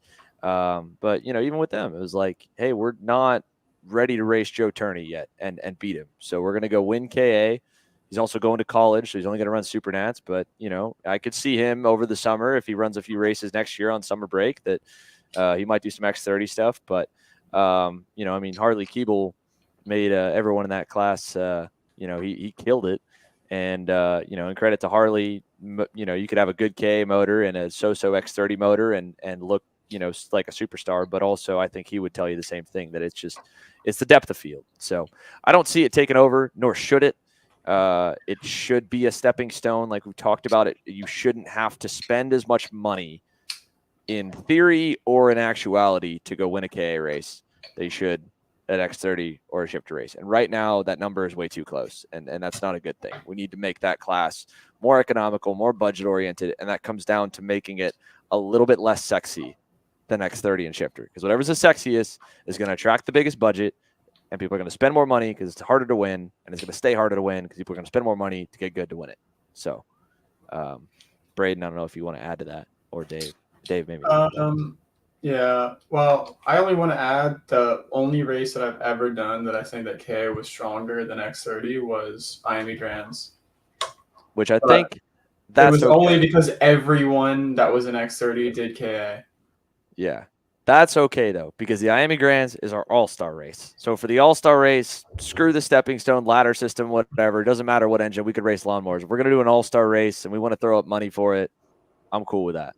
But on a regular season note, I love having a lights class and a pro class. And I think that's the best format for the sport, because then guys can go and experience a national race weekend and rub shoulders with the top-level guys and see how they do it. And at the same time, the spotlight's, more open. If Miami Grands happens everywhere, I feel like the K numbers would fall off because people would think that they need to spend $1 million to beat Joe Turney in K. And the truth is Joe Turney's just a beast. So, yeah. What I appreciate about KA is that it really does feel like the Xfinity series. I was just about to say that. And trust me, like, I'm a bigger fan of the Xfinity series than I am the Cup series. I just think it's better racing. But it's like, I really appreciate that you not only do you have like the young guys that are up and coming like Levy, but you have like the Justin Allgaiers, like like Brandon Lemke and Ferris, like the guys who've just been in KA, and those are the guys. I really appreciate that about KA. Yeah, me too. I love that. I don't think, we've talked about it on the show before a little bit, Dave, of like, looking at how the 250 and the 450 stuff works in Supercross, and it points guys out. But unfortunately, what happens sometimes is guys will point out a 250 and have nowhere to go because they can't do a 450 ride themselves, and there's no factory seats open. So I think you should have a scholarship program to move guys up, and then just a salary cap on the below, which we don't have salaries. We would just make the purse money substantially better.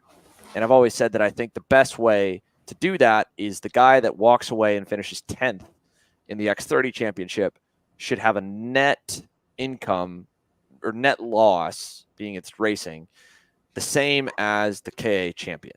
If you do that, you'll naturally gravitate all the best drivers up into it. You'll also have guys that say, this is just what I do.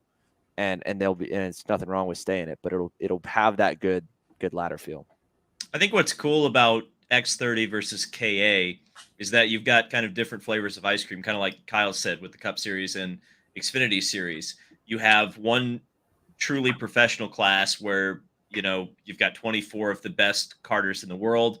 And then you get into K100 and it's much more open, much more welcoming, much more entry level, and you get grids of 40 karts. And that's exciting in a sense of, you're always going to have a battle somewhere on the racetrack. In X30, as we saw, it kind of got a little bit spread out in some of the races. So I think it's just different flavors of ice cream. And from a broadcasting standpoint for Kart Chaser, it's good to have two classes that are healthy. So I think that while KA is probably never going to be a headlining class, there's nothing saying that it can't be the equivalent of your Xfinity Series. Right. And, we go to the regional series, like where we're going this week for the Texas Sprint Racing Series. At the regional level, we don't have X30. And if we have shifter, it's kind of more of a hobby driver class because they want to bang gears. So the headline class is KA. And what moves up into the second tier headline class is 206 senior. And it's awesome. I love it. I love getting to go to these smaller events and showcase guys that may be 10th, and then in their regional series, they're the leader. And we get to talk to them a little more and give them a little more love. So, and I think you're right. Different flavors of ice cream.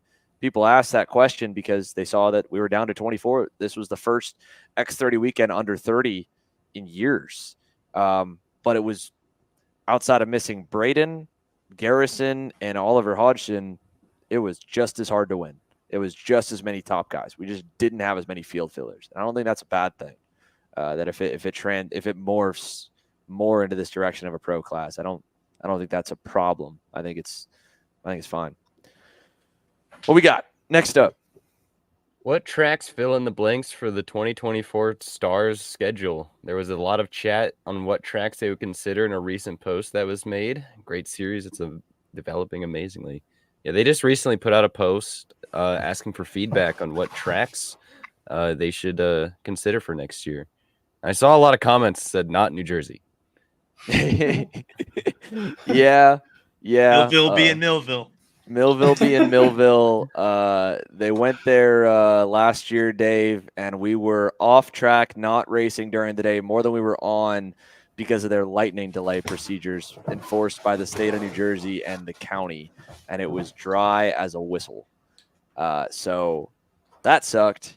A cop showing up on purpose on Thursday to hand out tickets to tents that didn't have fire extinguishers in them because they treat a pop-up 10 by 20 easy up as a structure sucks.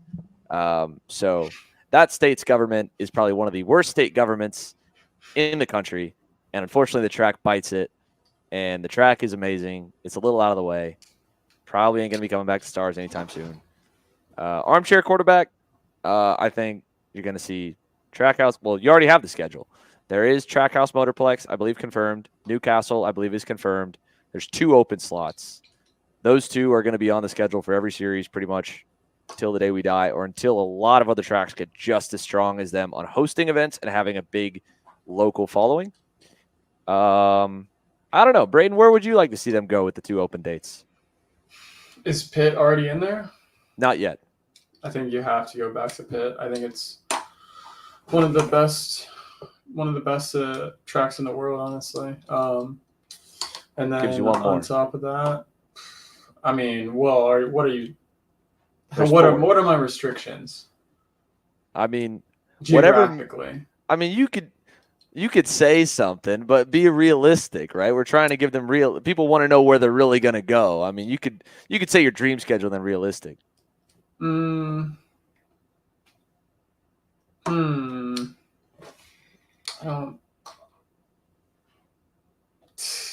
Maybe.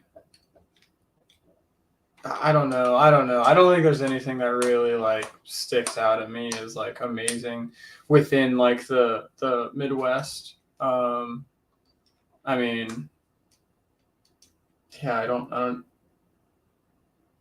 I guess maybe go down to.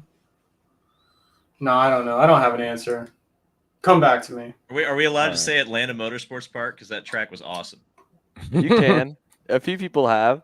They've expanded the pits. Love the guys who run that place. They would absolutely welcome a Stars, PKS, or SKUSA.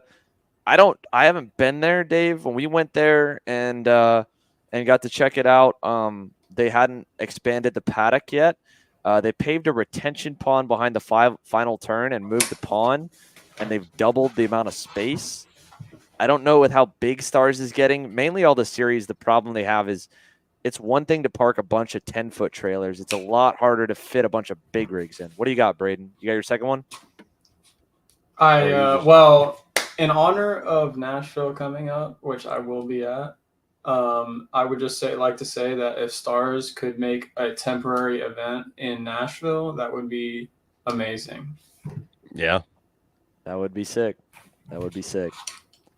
Yeah, Atlanta would be cool. The truth is, in their position, they've got to, if they want to keep growing, which they do, like anyone, I'm sure, you gotta inch your way to other regions without disrupting or totally abandoning your fan base or driver base in this case.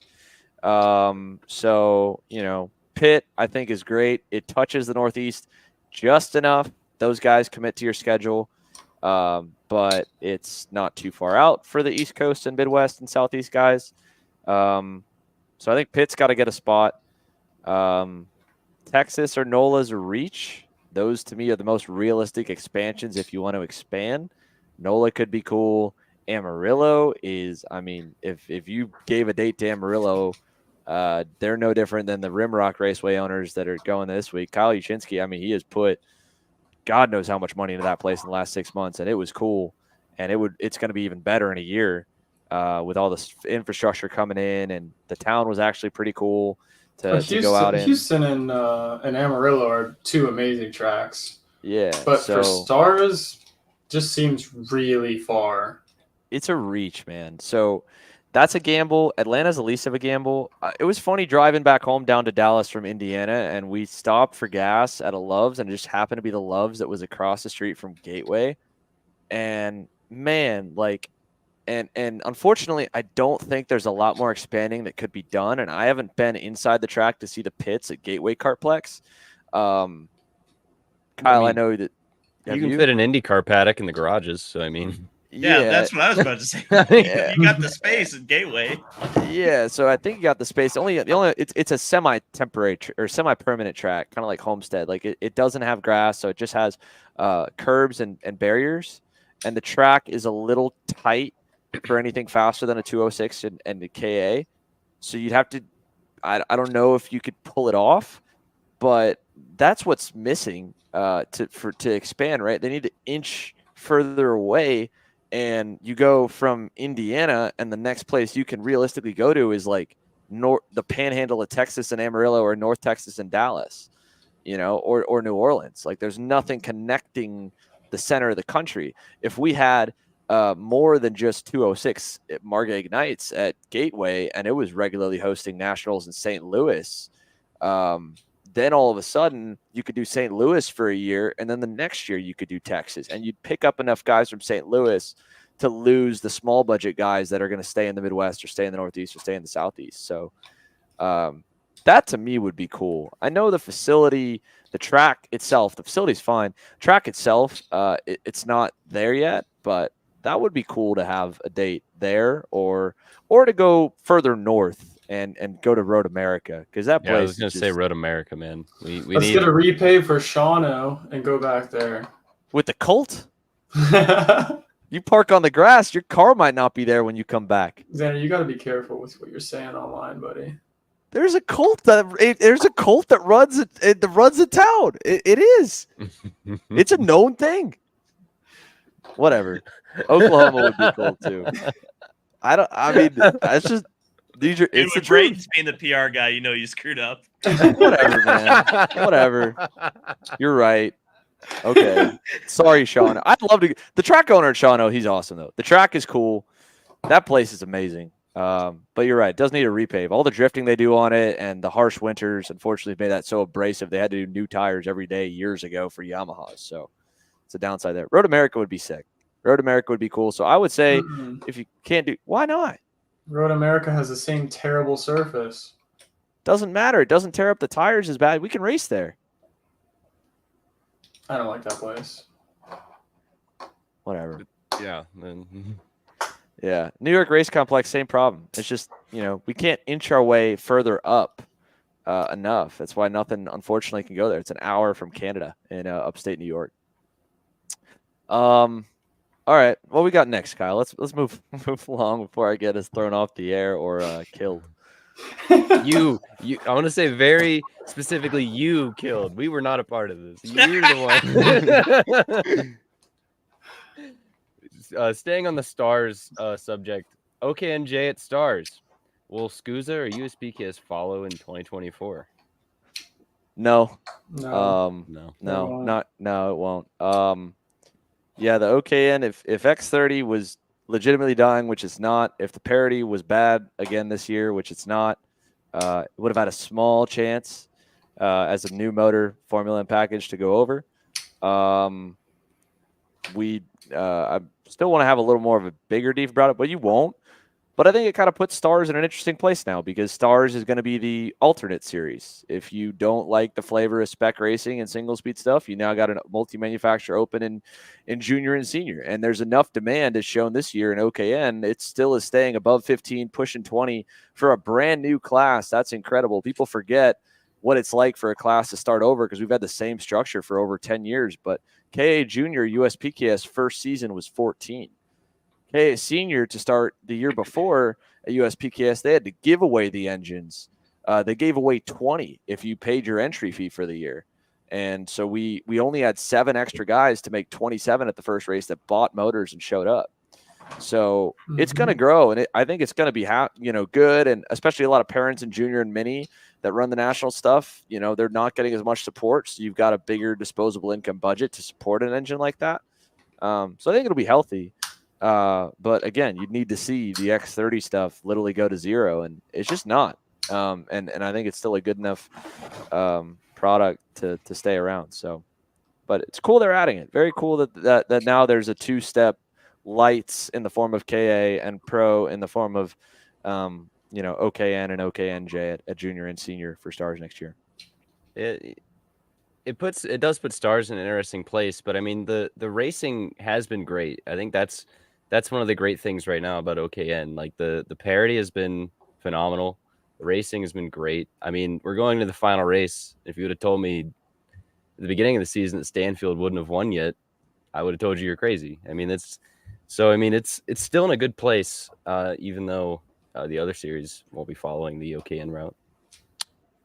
Yeah, I mean, the parity's got to get there a little bit. I'm just the biggest thing that bums me out right now is that it's not commanding the respect from the engine factories that KZ Racing is. We say KZ over here. We actually run on the KZ2 rule set, which is a little bit more restricted. OKN, I think the fact that it has the N is having these factories not push. Nobody is getting any help, unfortunately, in OKN right now from the factory, even though they should, because it's no different than KZ and KZ2. That's what would move that class to be good and have a shot at even passing X30, is if TM and Vortex and Modena and Maxter, and I think there's 8 manufacturers that made the motor, liked the motor, came over here, invested in sponsoring drivers with equipment, and brought factory guys in. But we haven't even seen the American distributors at most of the races, which you're not going to see the IAME guys there, obviously, because they're going to go from having 100% of the pie to 20%. Can't blame them. That's nothing political. That's, if you're a businessman, if you understand 1% of business, you'll see why. But they'd go there if everybody else did. Everybody else isn't going either. So that's my one thing that I'm sad about. And it's not Stars' fault. It's not the racers' fault. But if the factories, if they want any kind of market share besides what IAME has, get into OKN. I don't know why you're not, at least in America. Haven't they barely had any OKN races overseas, though? Still? They've had a handful because the FIA is trying to force OK and OKJ out of all of the national championships and make it OKN, and also have OKN replace X30 at a handful of national championships like the Italian one, and a few others from what I understand. So they have had races over there now, maybe not a lot, but it's not a major difference from the OK and the OKJ motors. It is different, but it's damn near the same rule book. To build the engine, you just have a different rev limiter, so and a pipe restrictor for OKNJ, I think. But yeah, I mean, that could be it. Maybe next year they run more over there, and that makes the factories focus more on building them, and then also having an emphasis over here. But the Vortex, again, this weekend, Vortex had one guy in KZ with Formal, and they had a Vortex, the Vortex guy here, but. Stanfield's been trying to rep Vortex at OKN, and they won't even they can't even import the parts that he'll buy at retail.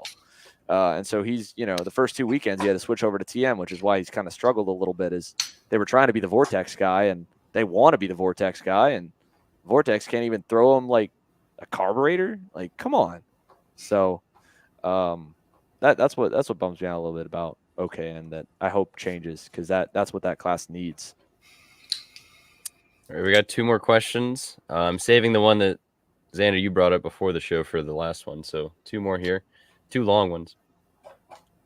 Question many viewers want to know. Any insight into the scheduling format for 2024? Will USPKS return to 2 main events per weekend? With each national series increasing the number of events next year, customers are comparing the options now before they subscribe for next season. I think you look at SKUSA Pro Tour results last weekend, the podiums in some classes were completely flipped between Saturday and Sunday. Customers want less sensitivity to weather and reckless driving, which is accomplished with 2 main events, in my opinion. I think that goes back on what we talked about this weekend. So this weekend, part of the reason why I didn't get Dave as media guy and part of why we didn't do happy hours, I was in a lot of meetings with SKUSA, with different race teams. And you know, a lot of my weekends or weeks look like that in talking with the series. And I don't want to make it seem like I'm some kingpin. There's a lot of influencers. I'm very lucky that they ask our opinion at Kart Chaser as well. And I usually get to be the rep for that. So they're all, I think, evaluating their formats at the end of this year. Obviously, PKS was the biggest change. They went from 2 to 1. Stars has been the same since the jump. And SKUSA is now the only remaining one at 2, so they're looking at whether to go to 1 or 2. But the real answer to exactly what that question was that you've got different wants and needs almost per class. You know, just like Braden and I went about, we went the format show change proposal for X30 and Shifter. Those are the only 2 classes you can cut laps on because those guys just want less money spent, more money made, more exposure. They don't need laps. You cut laps at a micro or a mini weekend, and the parents will be pissed. Junior too, and that question talking about mini, right? From mini parent perspective, I mean, you know, they're trying to manage for the kid to have a good day good weekend both days. So, yeah, I think all the series are looking at it. I think but I think the thing that nobody's really considered before is that we now really do have different demographics in each class and different wants and needs. And I think if, you know, Stars and SKUSA, I know specifically from them, really get that and are looking at potentially doing something different for class almost. And USPKS is probably having the same type discussions if they aren't already. I'm sure they will now, but that's, I think, the real answer. We've never found the right answer for everybody, but I think the right answer is there is a right answer. I think the pro guys want one format, and I with a one main format, and I think your semi-pros and your kids want 2 to have a reset for Sunday because they don't want their 8-year-old, waking up Sunday morning all depressed that he's got to start in the rear. But the pro guys like, well, I'd rather win on Sunday right now because if Joe didn't sweep, we would have already forgotten who won on Saturday when we brought up the topic. So what you're suggesting is almost like an IndyCar weekend format where the junior categories get 2 races and you're building the entire weekend up to the pro categories having their main Sunday night. Yeah, exactly. That's 100% what I'm. That's great for broadcasting. It's great for me. Yeah, shut up, Kyle.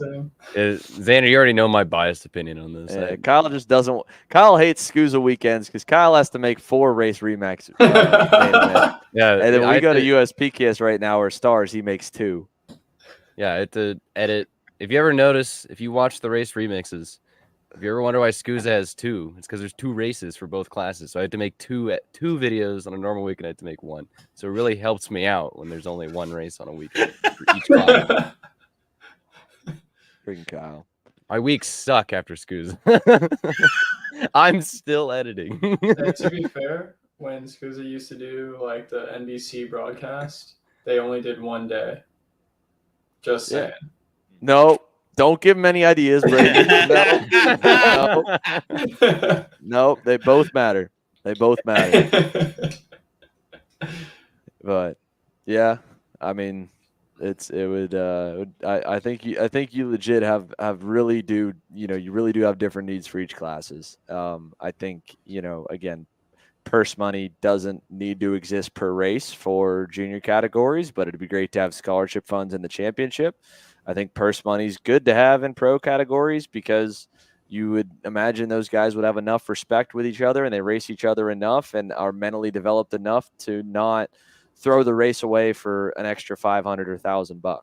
So, outside of the Miami Grands where it is a full one-off and more money than anywhere else, where we see a little more do or die racing, at least this year, we're racing for $5,000 to win a US PKS, and so far nobody's chunked each other on the last lap to do that. Are you ready for the final question? Let's do it. There was some math put into this one. Mm-hmm. Why does a first place finish in a heat? Is this the right one? There's two of them. That's a different question. That was a short one. Okay. I know which one that is. Yeah, that's two. Why does a first place finish in a heat receive 0 points in the merge, but second get 2 and third get 3? Because we're like NASCAR. We want to make it like win and get in. Because the playoff system, it works the best, Dave. That's what the sport needs to be doing, and we need only wins matter and nothing else matters. No. Xander, we've been going on for 2 hours. You don't want to make this a 4-hour stream. No, we're almost done. No, it's just to give a little bonus to winning a heat. Just basically it's one bonus point to win the heat race versus not, because it's a lease system. That's why. Last one. All right. There was math put into this question. Should USPKS and SKUSA do away with drops and count all events towards the championship in the series? It would have resulted in 2 different championships: Mini to Pettit over Palacio, Shifter to Wick over Kremers, and Turney would have clinched X30 on Saturday. While it does keep the competition close artificially, shouldn't it be the best driver all series on good and bad days that is the champion? It would also make it much easier to know the point situation throughout the last weekend of a series. Yeah, it would help us out, but I think there's an easy solution. Take the drops out of the pro categories and keep them in the junior categories. Mm-hmm.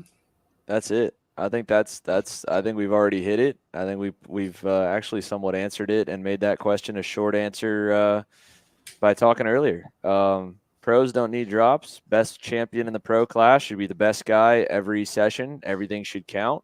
But again, you want your minis and your juniors and your micro kids to still, be able to make mistakes and have a good weekend and have a good championship and have a good season. And, if you keep a drop in for those guys and more races and it splits it out, I think that's good for them. So, yeah, there you go, Dave.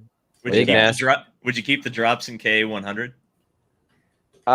If it stays at, I probably, Is there a whole weekend drop? Or no. is it just like one race? There is one weekend drop in PKS. There's one race drop in SKUSA right now, and I think there's a weekend drop in Stars. I don't mind Stars the is weekend 3 out drop of 4. thing because some people might have some conflicts, whatever, family event, whatever, wedding, whatever, that I think does encourage people to do the whole series. Like if they miss one, they might end up finishing rather than just ditching out on it all. But I think, yeah, but the thing is though, is like, I'm not talking about for like X30. I'm talking about for like the younger kids especially, and like the juniors and even KA. So that's been the main mentality of why we have the drops in the first place. I think the main reason is to keep it so guys miss a weekend and they're like, I can still win the championship, so I'll commit to the rest. But it's never happened in actuality, because the chances of you having 4 good days of the 6 and no room for error and actually going in the points it doesn't happen. I don't think it's ever happened that I can remember that someone's missed a full weekend where the series has had a full weekend drop and actually been in the top 5 in the points. So I think that is an outdated philosophy that we've never really, like, it's an unproven theory that's been proven actually wrong, but we all kind of think it.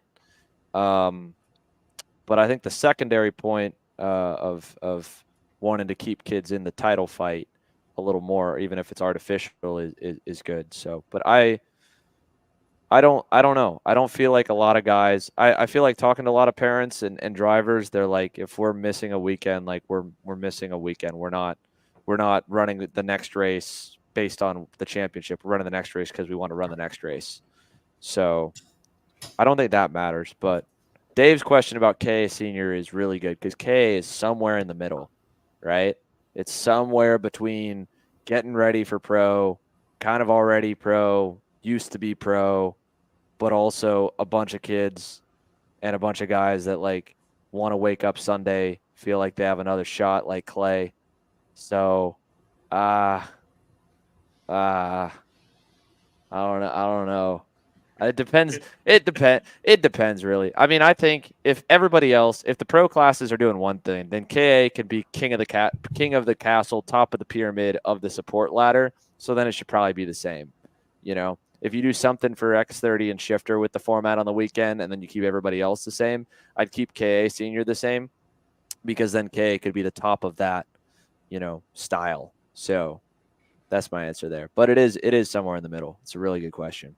I am proud of big NASCAR guy Xander fighting the way to make the points artificially closer in the end. That's pretty nice. Well, I'm only for it because I can't do math and I screwed up the shifter race.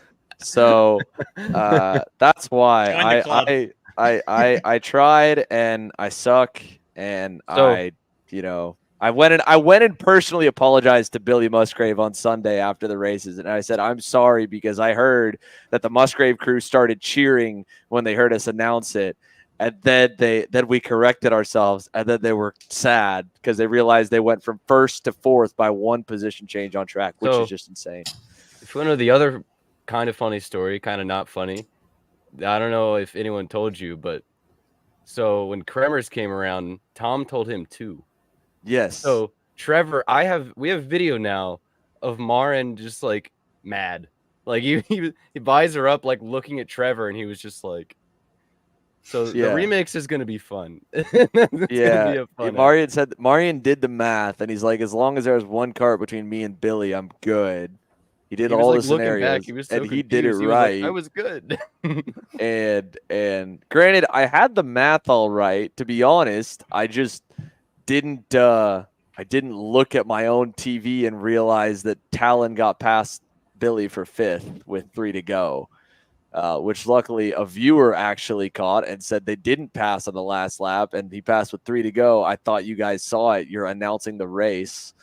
You miss it on your own stream. So at least if it's auto calculating and I can put that in the ticker and the graphic can just automatically be right, I can just read it and be a talking face, because obviously my thinking is just not. It's like not I was watching the end of the movie Rush when they're all just calculating the points, and it's like, oh, yeah, I think it on was a pass. I think we overcomplicated it, because I think I said in my pre-race report, because when I went down there and talked to each of the 3 guys who were really in the championship fight, I know there was I can't remember who the 4th person was, but I know Marin and Billy and who was the third?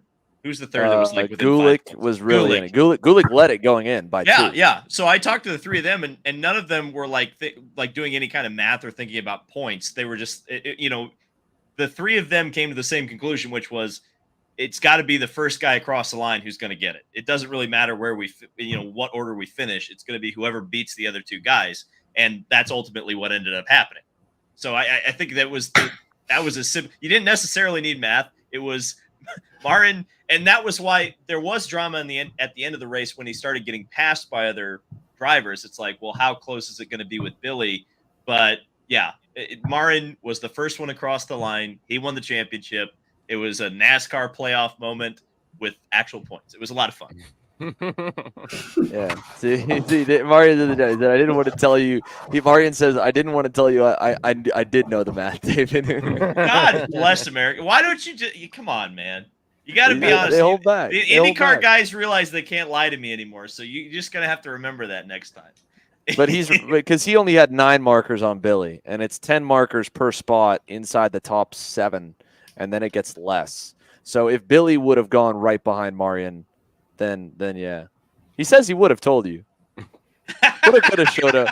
Woulda, coulda, shoulda. I would have had a better graphic and actually paid attention to the race as well, and not made you mad. So Anyway, we'll wrap up on that note. Dave, Kyle, Braden, been a good night, been a long night. Thank you, boys. Thank you guys for watching that have watched the whole show. If not, as always, you can listen on Spotify, on Google Play, and on iTunes with the full podcast. We'll be back again next week. We have the Texas Sprint Racing Series in Odessa this week. Myself and Braden, we will not be there this weekend. We'll actually be over at the Music City Grand Prix at Nashville. This is for all the growth and all the work that we've been talking about. Part of that comes down to me getting on my horse the next couple weeks. So I'm missing this regional race. Hopefully that'll be a cool weekend and some other stuff that we're working on. And then next week, we'll hopefully start to get on our end a little bit of our 2024 schedule together of which series we'll be going to. So thanks for watching, guys, and we will see you next time.